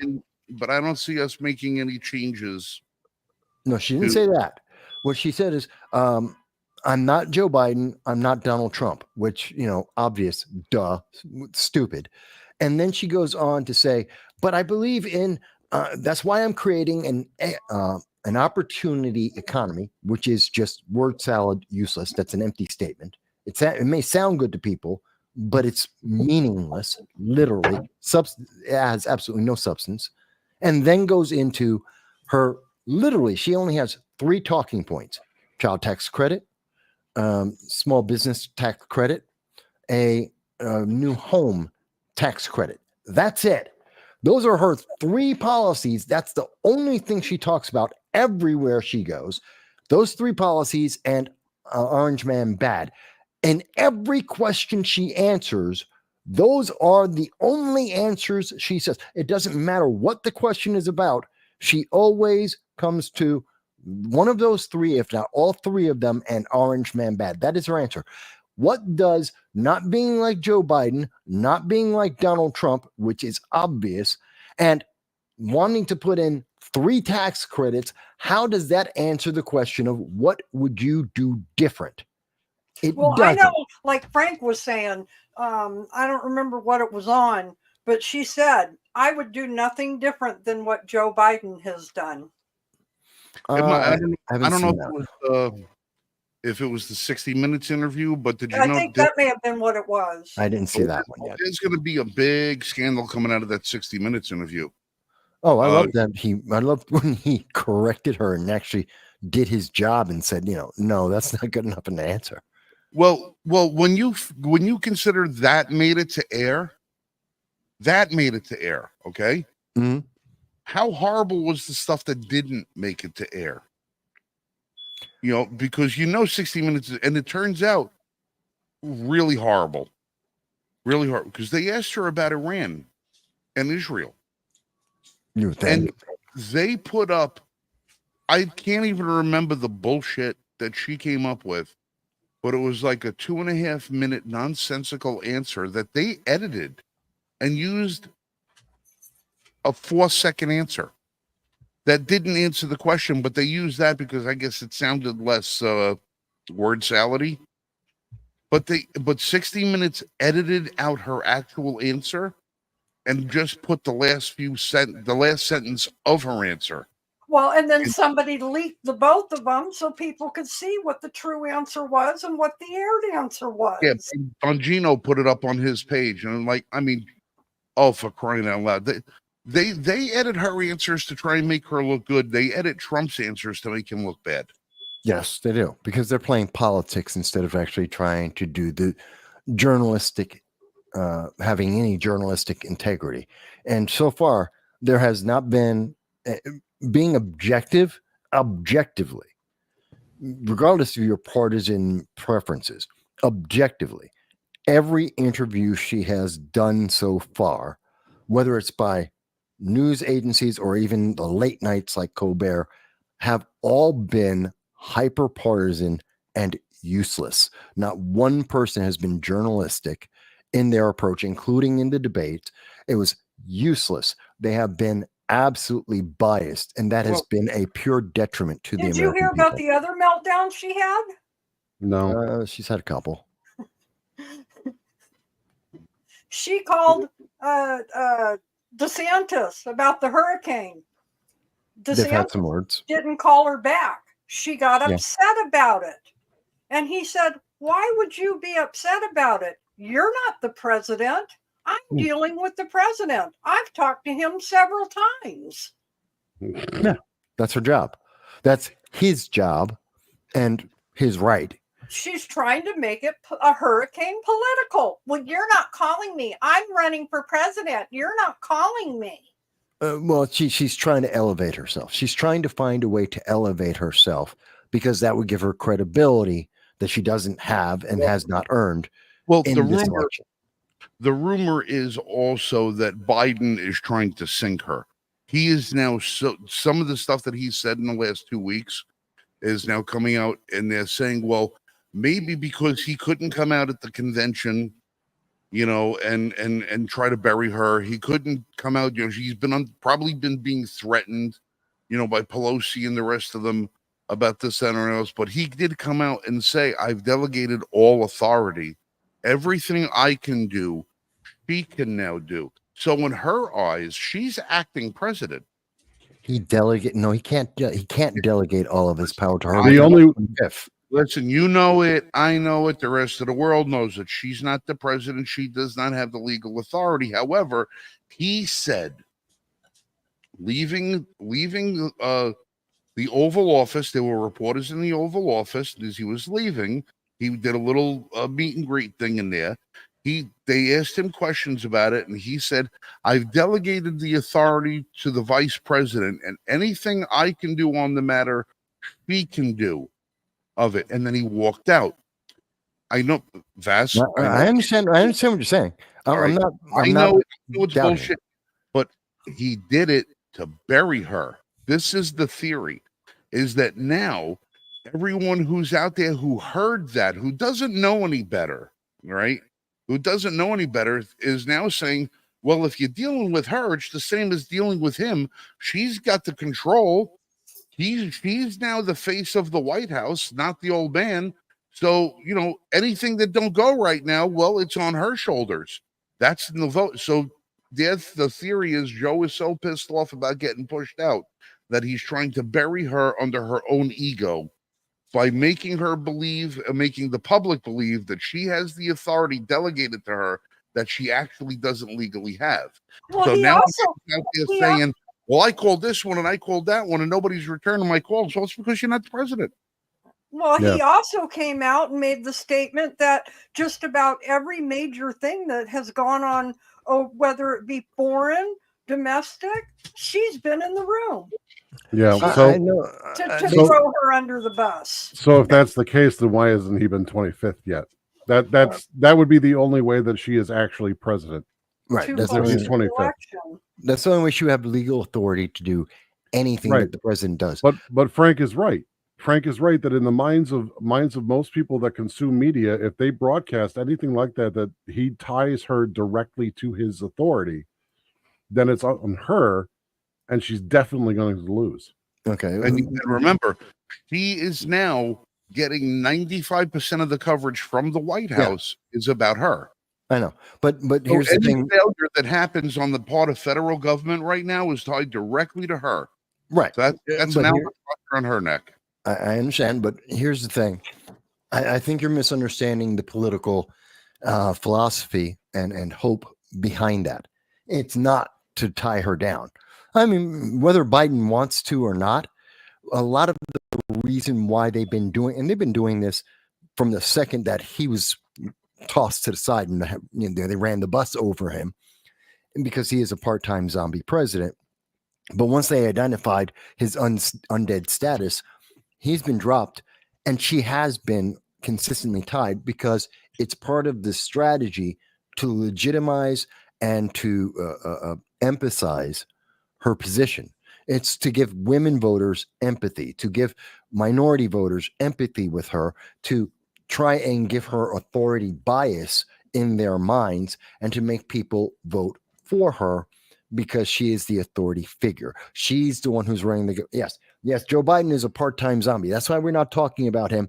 Talk about Kamala. Talk about Kamala's leadership. See, she does have leadership because she's leading right now.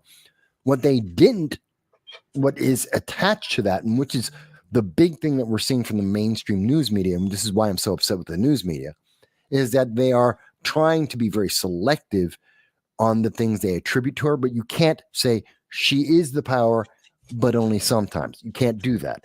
If she's the hot seat and you want to emphasize her, well, that means she gets all the negatives too. And at the moment, because of the fact that Bidenomics has failed, all of the international policy of the Biden-Harris administration has failed because we have inefficiency, and look at the hurricanes that we're dealing with.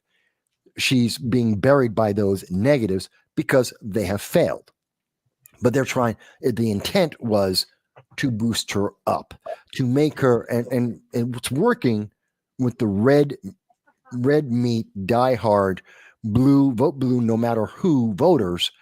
They're absolutely motivated by that because they're going to vote for it anyway. And this is just, see, we're breaking the glass ceiling without any consideration of what's the consequence of doing that. Well, listen, those voters, those vote blue, no matter who. I mean, like I said, you could put a chinchilla in a wetsuit behind a podium, and they're going to vote for it.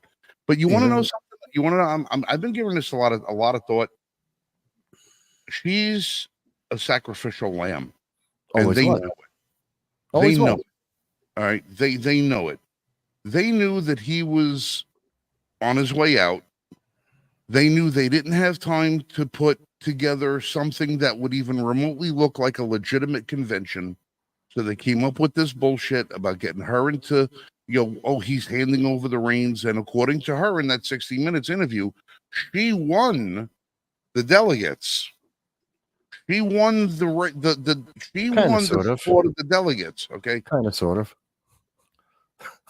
I don't think that the left in this country, the political power of the left, want her to win. They don't.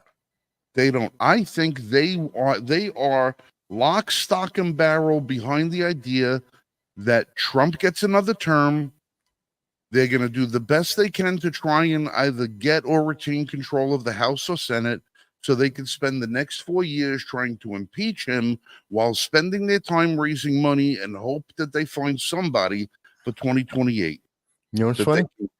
They're looking to just say, what's the best way we can minimize our damage till 2028? And this cackling sack is the best hope that we have of trying to, because look, if they would have decided to run Kennedy, he probably would have had a better shot at beating Trump than she does.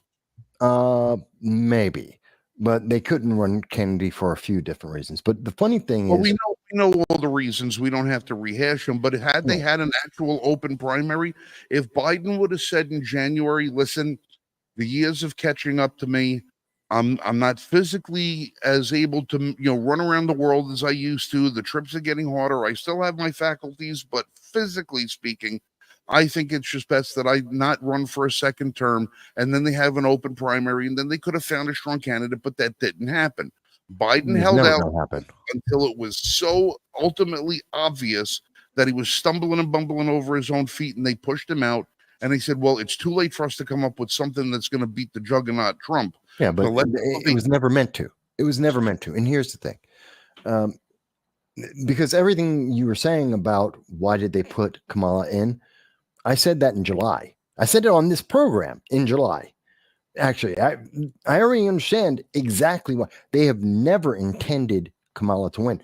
They'll take a win if they can get it, but there's absolutely no intent nor any support behind her that would lead to a win. They're using her, and she's trying to capitalize on it because it's the only chance she has. She'll never have this chance again. So she's trying to make the most of it. They're making the best face of it. But the real thing that she is there for are two things. Ultimately, the money. She was there for the money because they couldn't tap the money without her. And the other thing is they need her to motivate the rest of their base to vote down the line Democrat. They need to have the House. They need to have the Senate, especially because Trump will be in. They've always had that calculation. They had that calculation before the debate with Joe Biden, with Donald Trump. They had that same mentality, except Joe Biden. And the reason why they were looking so much forward to the debate is because it would re-energize Biden's campaign so that they could get that down ballot. They have never expected Biden or Kamala to win. They don't want them to win, because they don't think either of them are good. They're not good vehicles for the Democratic power, the party machine. They need them for the vote. They want the women vote and the black vote to buoy them through individual states to make sure that their people maintain, if not gain, seats in the House and the Senate. That's not what they're getting. That's not what all the indications are. Senate is going to be iffy, but in the House, they're not getting that. But that's what their goal is, because if they didn't do that, they would have a rout. There would be a supermajority, kind of like what we saw in 2009. But this time, it would be in favor of the Republicans. And unlike the Democrats, who have a huge basket of wish list things that they want to do, but couldn't figure out any of them to do and had to settle for simply Obamacare, Republicans, given that same supermajority, don't have that same problem, especially under the strong leadership of Donald Trump. Whether people like it or not, Trump with a supermajority actually has a very defined group of things that he would do, and he would use that power to do it. Democrats were too fearful to do that. You're not going to see that under a Republican wing. Well, if Trump wasn't in the race for this time around, we would see definitely a much different metric on the side of the left. You know, it would have been a completely different thing. Now, listen, we only got a few minutes left in here. I'm running some footage on the side. Michael, Marshall, and myself were down in Georgia this past weekend to the IV-88 weekend shoot. And Michael and myself had the opportunity with several hundred other content creators to check out all the new firearms that are on the market, accessories, and all the rest of that good stuff. And Michael and I did a whole lot of shooting. They have something over there called the 5 Minutes of Madness, which they set off a cannon. And then they set off a cannon, and then for the next 5 minutes, there's 200 people on the firing line, all shooting at the field, and there's pumpkins out there and all kinds of a variety of different targets, and things are exploding all over the place. Pucker? Yeah, That's a pucker. Yeah. No. That's a Tippmann Arms 22 caliber belt-fed Gatling gun. That is awesome. Retail price on that $69.95. I'm just giving you the prices. Well, I set my drone up in the air for the 5 minutes of madness. My drone has a 45-minute battery life. I had to land the drone, and the 5 minutes of madness wasn't done yet. The 5 minutes of madness for almost 50 minutes. I cannot count how many rounds were shot. There's Mike there. I got to hand it to Mike for a guy who hasn't been to the range in a while. He was ringing steel very nicely for a good. We had a great time. However, Carol the bells. Yeah, I wish Mike were here tonight because we do have a pretty big announcement. While we were at the event, there I am going full auto with a saw. Suppressor on it, nice. So jealous. Yeah. Oh, let me tell you something. That thing was so quiet. You could literally shoot that thing and not have no headgear on, and you'd have been totally safe. This is an 11-year-old kid going full auto with an M4. Him and his brother, those are the 2A boys. He has some tools and other accoutrement being put on. But anyway, while we were there, that we've been developing a relationship with Gun Owners of America. Mm-hmm. Yeah. And we're out, and he has another Gatling gun. I was out there back in Tennessee a couple of months ago, and I was able, they invited me to come out and do a speech out there. Mm-hmm. Well, we had spoken to them about about our desire to hold a firearm weekend, an event. Well, it seems that come March of this coming year, Liberty First Foundation, along with Hunting Carolina and Hyatt Range, is going to partner with GOA, Gun Owners of America, to have a 3-day weekend at Hyatt Range for one of what we're hoping to be an extremely large firearm weekend with probably over 20 different vendors are going to be there, several different charity organizations. We're going to have panels where we're going to be inviting some of your more popular YouTubers and gun tubers and full 30s and rumbles, and we're going to have different people there, hopefully some politicians, and we're going to see about having it all broadcast live streaming. Yeah. So it'll be live streamed to GOA. It'll be live streamed here to the Liberty First Foundation channel, and we'll all be on the panel. So if anybody wants to come out up there, a little bit more full auto there, we will have the details. As was said, there's Mike running a Gatling, Beretta 92 on his hip. We're gonna be coming out with all the details pretty soon, and we are gonna have a literal blast. We are gonna have everything from heat and now. Hyatt Range in North Carolina is the equivalent of a how do I say, it's a golf course for guns. Yeah, it is the most picturesque, beautiful range you will ever be. There's a restaurant there that overlooks a valley, and you can see all the way into South Carolina.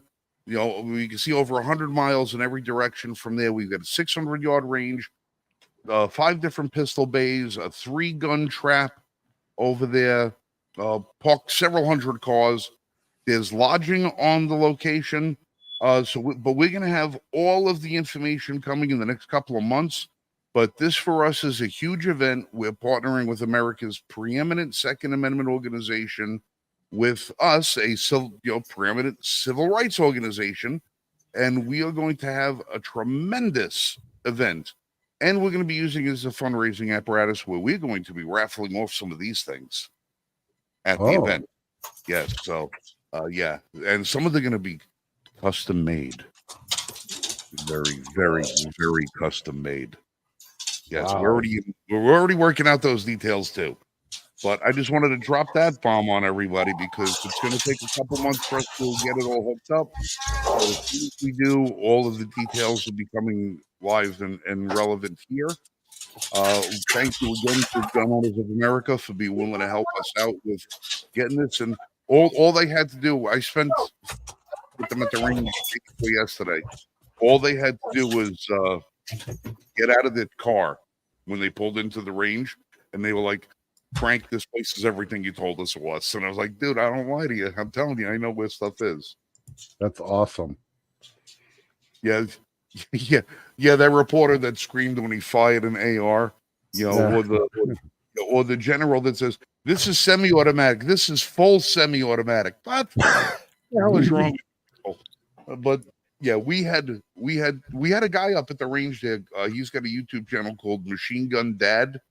Yeah. Yes, I've heard about him. Guy owns over 125 machine guns. Nice. Wow. Just by himself. He owns 125. I don't know how the hell he acquired them. Michael spent a lot of time talking to these guys. And you want to know what was really funny? I met a group of guys up there from a company called Devil Dog Industries. Mhm. And Really? they make a side charging handle for the AR-15. And they gave me one as a test T&E model so I could bring it home and evaluate it. And I'm sitting there the night we set up. We got there on Friday and we all volunteered to help everybody set up. And it was a 10-hour day just setting things up, big tents and all the rest of the stuff. But these 2 guys from this place, I'm like, I know these guys. And I'm trying to figure out all day where the hell I know these guys from. And I asked them, have you guys been to like SHOT Show or GOA? And they hadn't been to any of these events. And we're trying to figure it out. And somebody had mentioned, they said, well, obviously you're from New York. And I said, yeah. And I spent 30 some odd years in Brooklyn. Then I spent 20 years up in Binghamton. And they were like, Binghamton, where about in Binghamton? And I said, well, we have a house in Bainbridge where my parents lived, and a house in Afton where me and Lori were. And Afton, I live in Afton. One of the guys lives directly dead smack between my 2 houses in upstate New York. He lives right dead smack. And the other partner lives about a mile away from my daughter's bar in Endicott. Wow. Right? Talk about a small world. Yeah, small. But here's what's even funnier. 6 years ago, before I left for North Carolina, I was doing a project for an AR build. And I wanted to feature products that were all American made in the build, right? And I said, well, let me start finding products that are American made. And I said, well, let me start with, I wonder what's made in New York. And then I got onto the idea, maybe I'll write up a story about what it's like to have a gun company operate in New York. And I found Devil Dogs Industry 6 years ago. Yeah. I met these guys 6 years ago at And their you recognize them. business. And then I moved a month later. And I never managed to do that thing. So, it was like, well, they were surprised they didn't recognize me. I was like, yeah, well, that was like 50 pounds ago. I can understand why you wouldn't. But let me tell you, the guys, the folks we met up there, just fantastic people. We are going to have a bunch of guests on the show just from that. I'm going to have Mike when we come back next week. Mike Marshall is going to run a couple of videos that he's been putting up of teasers of who's going to be on the show. And there's some very newsworthy people in our audience, if they can help their cause, we're going to ask you very kindly to do so. Very important things. People that have been hurt very badly by this government, and we want to try and set the record straight. But Right. like I said, Mike and I had a fantastic time at the event. It was just, for us, it was just phenomenal. It was a phenomenal event. To be there was just spectacular. I don't know what else to say. I wish Mike were here. Mike just says those guys are awesome. Yep. Slightly different. Before we go, I did want to mention one thing, because it isn't fully done yet. That's but I do great. want people to know, as many people may be aware, I do political commentary. I've been doing that for 18 years. Yep. But at the same time, I do, as a member of the press, and I am an official member of the press, I also do original news stories. I do my own investigative journalism. One of the things that I'm working on right now, I want to bring up, because I know there may be people who are unaware of this. In New York State, because the Supreme Court forced New York State to allow people, especially in New York City, to have concealed carry permits, and said that the laws as created by Governor Hochul and Eric Adams were unconstitutional, their response has been complicated. Yeah. Because I've become aware within the last couple of days of how they're responding. Both they created a new set of new laws, which are exactly the same as the old laws with a couple of tweaks. So essentially trying to still do the same thing, but they added another step on top of that. That step is they are now holding back the permits. I have reached out to Mayor Eric Adams and his office. I have reached out to the legal counsel for the police department. It's Michael Gerber, to be exact, which is also in the legal aid in the Adams administration, specifically dealing and oversight over the pistol licensing division of the police force. What I know at this moment is they are denying approved concealed carry permits. People who went through the entire process, paid all the money, did all the processing, did everything right, to the even though the regulations are hyper stringent, they did everything necessary. They got approved. They have a license, but it's not being given to them. They're not giving them out. And it seems that they may be targeting certain individuals, white men in particular, may be part of the exclusion group that they're holding on. And their answer, and the reason why New York State is doing this, New York State, which happens to be in the top 20 economies of the world, says, excuse me, not New York State, New York City. New York City, one of the top 20 economies in the world. And they happen to say that the reason why they're not giving out the concealed carry permits that have been approved is because they don't have the material to print the license. Right. Think about that for a second. They don't. New York City, which spends $5 billion a year on illegal aliens, that has a budget in the tens of billions, can't print a piece of paper. That's what they're saying. That's what they're trying to convince people of. They can't, and they have no time frame in mind. Mind you, these people with these licenses, they have a time limit. They have a 2-year window. Yeah. So they are excluded. Every day that they don't get their license, they don't get that time back. It's just dead time. This is a way to suppress the Second Amendment rights of individuals, because they've been approved, they have the right, and yet they can't exercise that right because of a clerical issue What, the that intern New forgets York to run the City, staples? huh?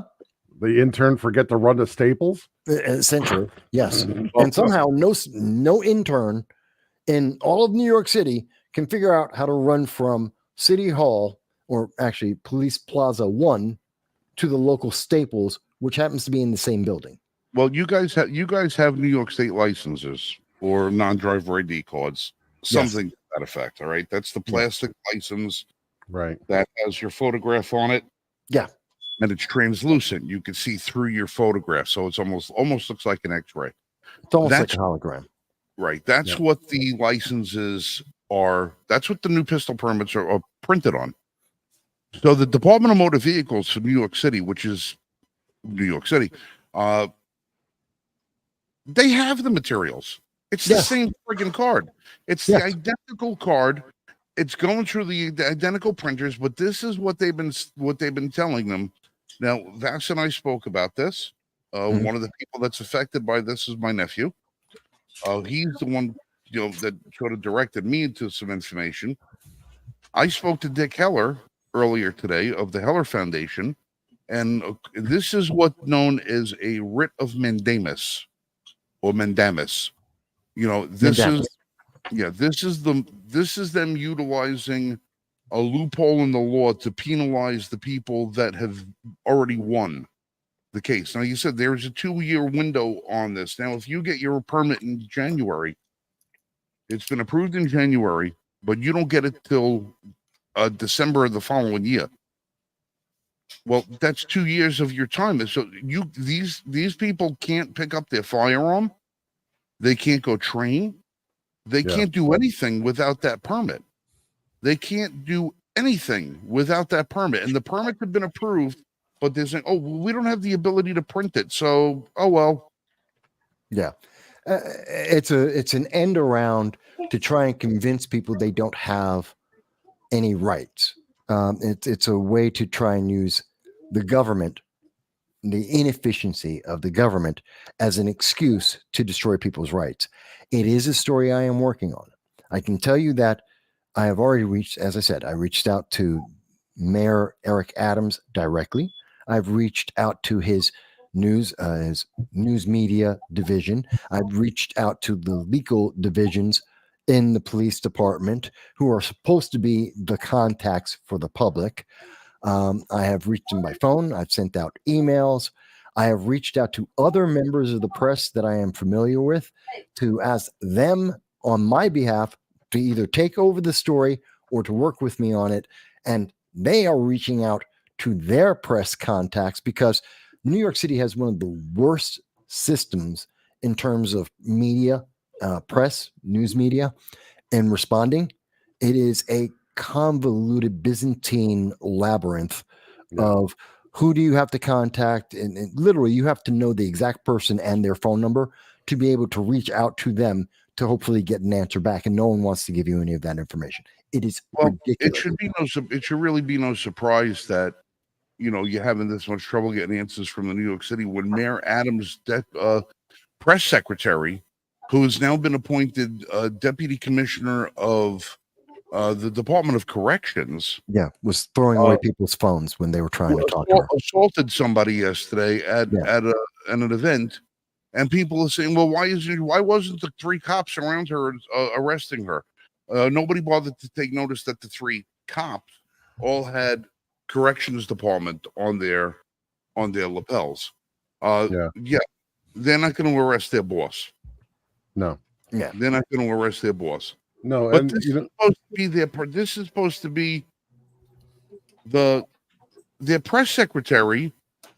For number one, how does your press secretary become the second in command, the deputy director of Department of Corrections? Under what set of circumstances is it possible that somebody who's supposed to handle the media now all of a sudden is going to be able to handle the criminal? Well, I guess media, criminals, all the same. It's temporary. They get away with it because they can claim it's temporary. right. Well, but she's unqualified. Well, Absolutely. if you look at the Department of Corrections leadership, all I can say is that's the picture of diversity. Speaking of diversity, Voss, do you know anything about David Patterson being assaulted in Manhattan? Yeah, on East 96th Street. Yeah. And it was with Curtis Sliwa's nephew. And the only reason we know anything about that is because David Patterson's a former governor. Otherwise, Yeah. this would have been, they would not have caught those kids as quickly as they did. It was a gang of kids. They were trying to break into people's houses. They were confronted. They didn't like being confronted. They had two adults with them. Those adults were the ones who initiated the fight. They didn't know it was David Patterson. I don't know if they would have cared if they did. Probably not. It was but still. basically they were trying to use them as an example of people staying out of their business as they tried to rob other people. Right. Because what they do, people who are not familiar with New York City, the Upper East Side, East 96th Street, is one of the more lucrative, one of the more rich, Affluent regions of New York City. And very often there have been several crime sprees of late where you will see youth, what they will do is they'll jump onto the fire escapes that are mandatory, and they'll try and use that to get into various windows of apartments so that they can let in their cohorts and rob a place, either through the fire escape or by then letting someone into the building and taking things out that way. Either way, they try and rob someone that way. And so they were observed trying to get onto that fire escape to get into apartment buildings.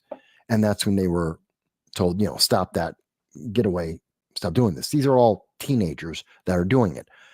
Teenagers are often used because the penalties to teenagers are far less severe than those to adults. Very often the kids will get off with a slap on the wrist, if anything, or they go to juvie jail instead of going to being treated as adults. So very often you will see criminal organizations or gangs will use the kids to do these crimes because of that lesser penalty, rather than having the adults, those who are of age, commit the crime directly. Therefore, they would be punished more harshly. Right. So it's not new. It is something that we've seen, but there has been a rash of it lately. And that's the funny thing. There has been a rash of this. This has increased in New York City recently. No one's talked about it because they weren't all David Patterson persons. They weren't all former governors. Right.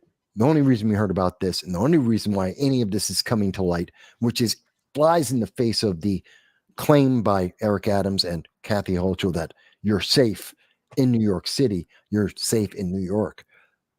This is obviously to the counter of that, because you're not safe. They're just not talking about it. Yeah, It's not in the news. Former governor gets the shit kicked out of him in one of the wealthiest areas in New York City. You know what? Nobody's safe in New York. Yeah, I guess it's about time for them to release all those licenses then. Oh.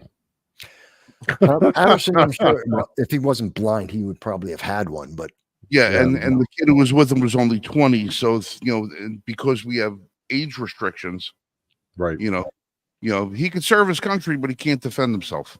Yeah, that kid again related to Curtis Sliwa. It's his. Yeah, and Curtis Sliwa, he's no prize anyway. That guy's a mutt. He's a mutt. I like Sliwa. A lot of New Yorkers like Sliwa. We've liked him over the years. I do like him, mind you. Again, we're talking about New York politics. We're talking about New York effectiveness. Yeah, Curtis Sliwa, every New Yorker's love. He's one of the guys who's been a champion for keeping people from having the ability to defend themselves. He's a big petitioner, anti-Second Amendment guy. He doesn't like guns. He doesn't think people should have guns. He restricts the guardian angels from being able to carry anything outside of a stick to defend themselves with. Look, the guy is a glory hound media whore. That's all he is. That's all he ever has been. And he was he's the real deal. He goes out. He's been shot. He's been stabbed. He's the real deal when it comes to he lives by what he does. Yeah, he's willing to put himself out there for the fame. and the I don't know fortune. about for the fame. He doesn't get a lot of fame. It's I never heard of him. I'm not saying he's no angel. He's not perfect, but He's a mud. I have a lot of respect for Sliwa for what he has done for decades and that he continues to do.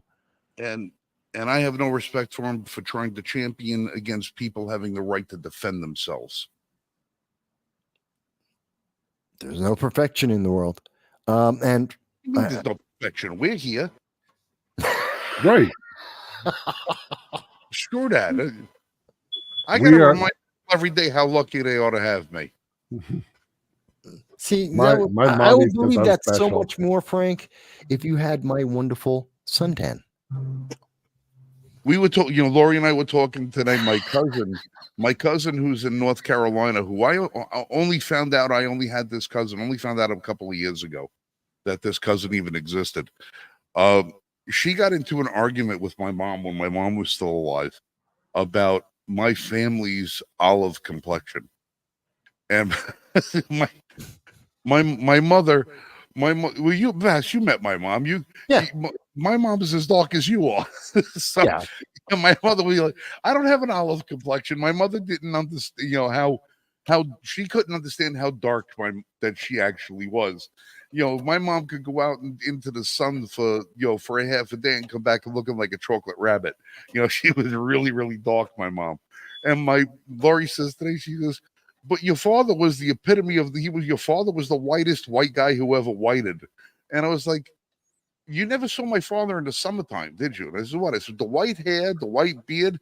I says, he would darken up like golden brown, wear his little Panama hat. You could swear he was a Cuban. He's walking around. He had that look. My father looked like a Cuban dictator in the summertime. My father looked like a Castro brother.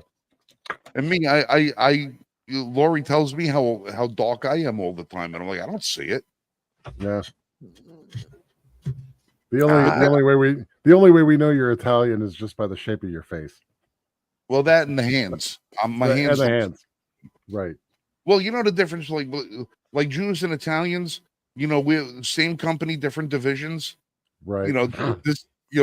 How you tell a Jew from an Italian is hand placement. That's all it is.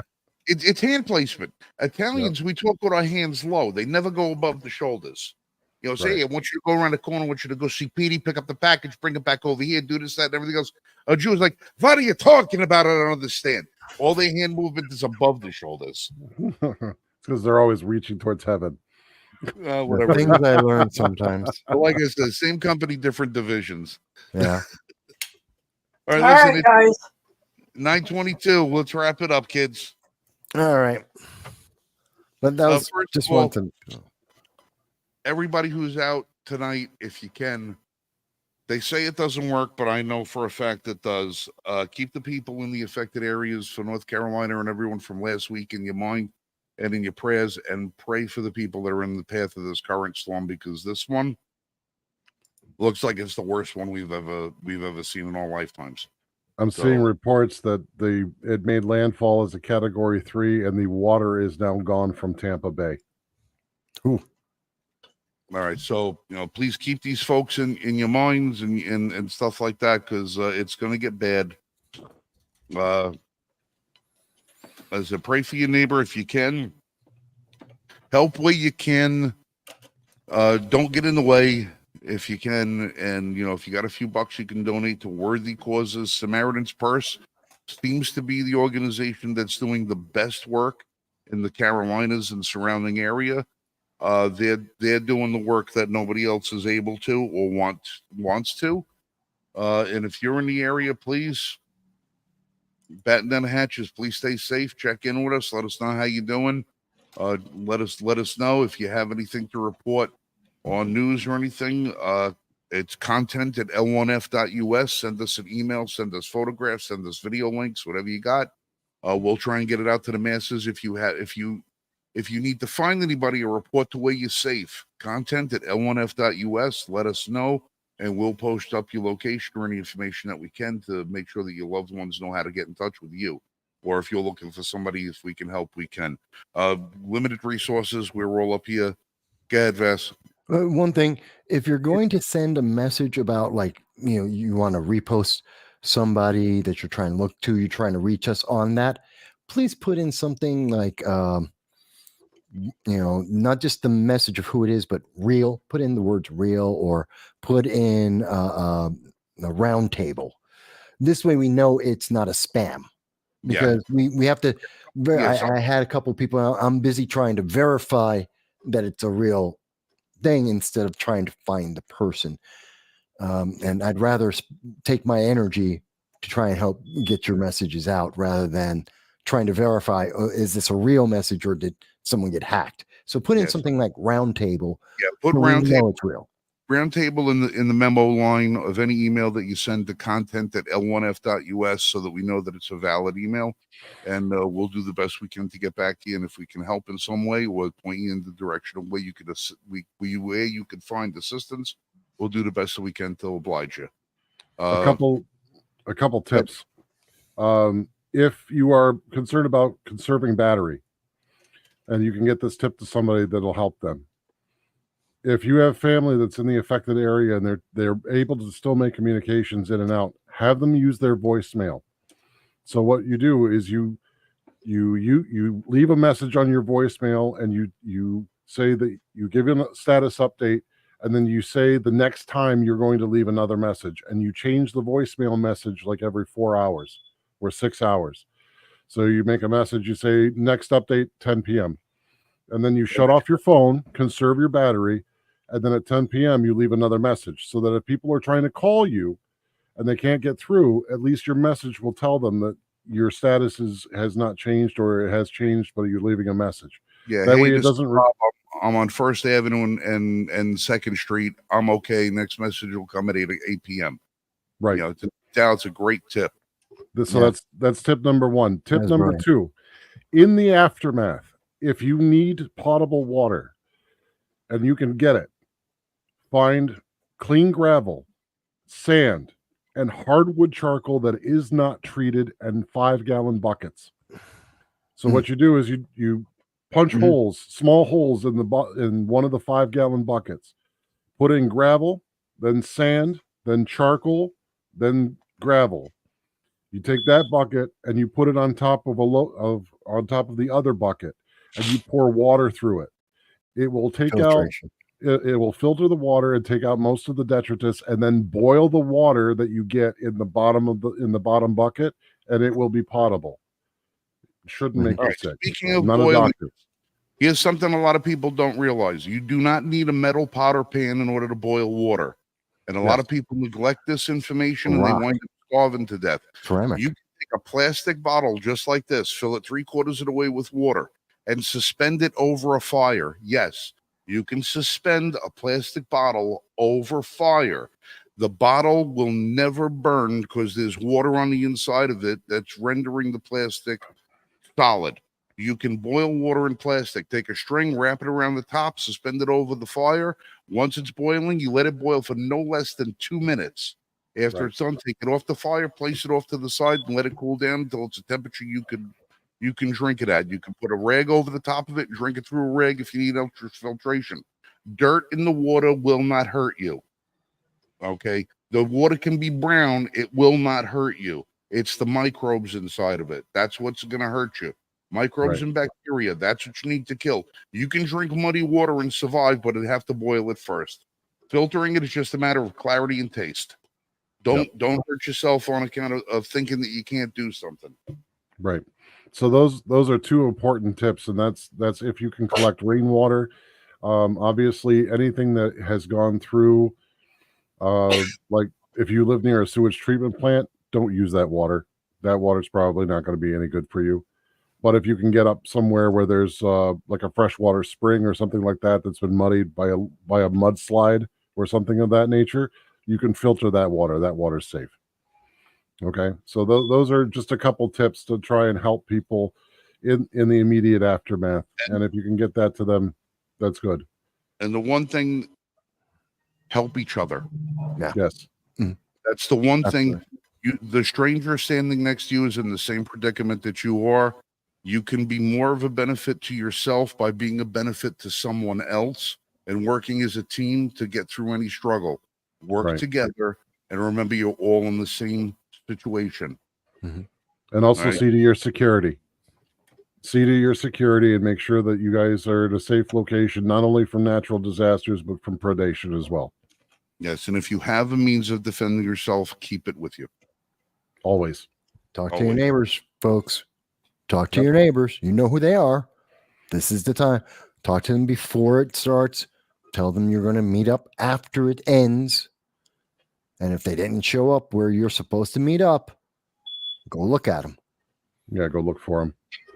As a group, as a As group. a group. Yeah, buddy group. system. Go and, hey, always have a buddy. we were supposed to meet up at 7 p.m. after it's all done.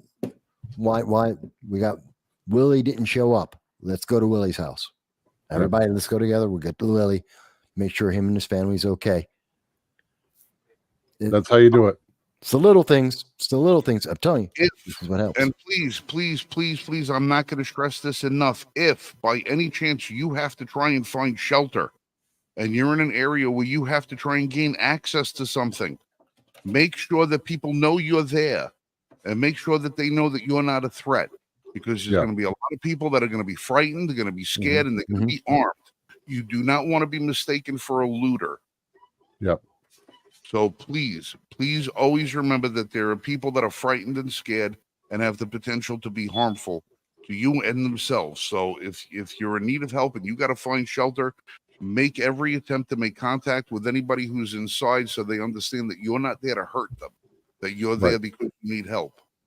Yep. You got to think clearly. Think clearly, and everything that you do, take 10 seconds before you do it and think about whether or not you need to. Right. All right. With that, I'm going to say goodnight to everybody. Yep. Michael Vasquez, Dragon of the Southern Tier, Jan Rains, Alternative Lifestyle Specialist, Dal Grimm, our other Southern Tier resident and resident lunatic. He's actually a little weirder than me in some cases. And me, Frank Range, Better believe it. Mike Marshall, and everybody else. You guys shoot straight, be safe, and we'll catch you next week. And God bless the United States. God help our neighbors. Amen to that. All right. Live Good night, free. guys. Liberty first.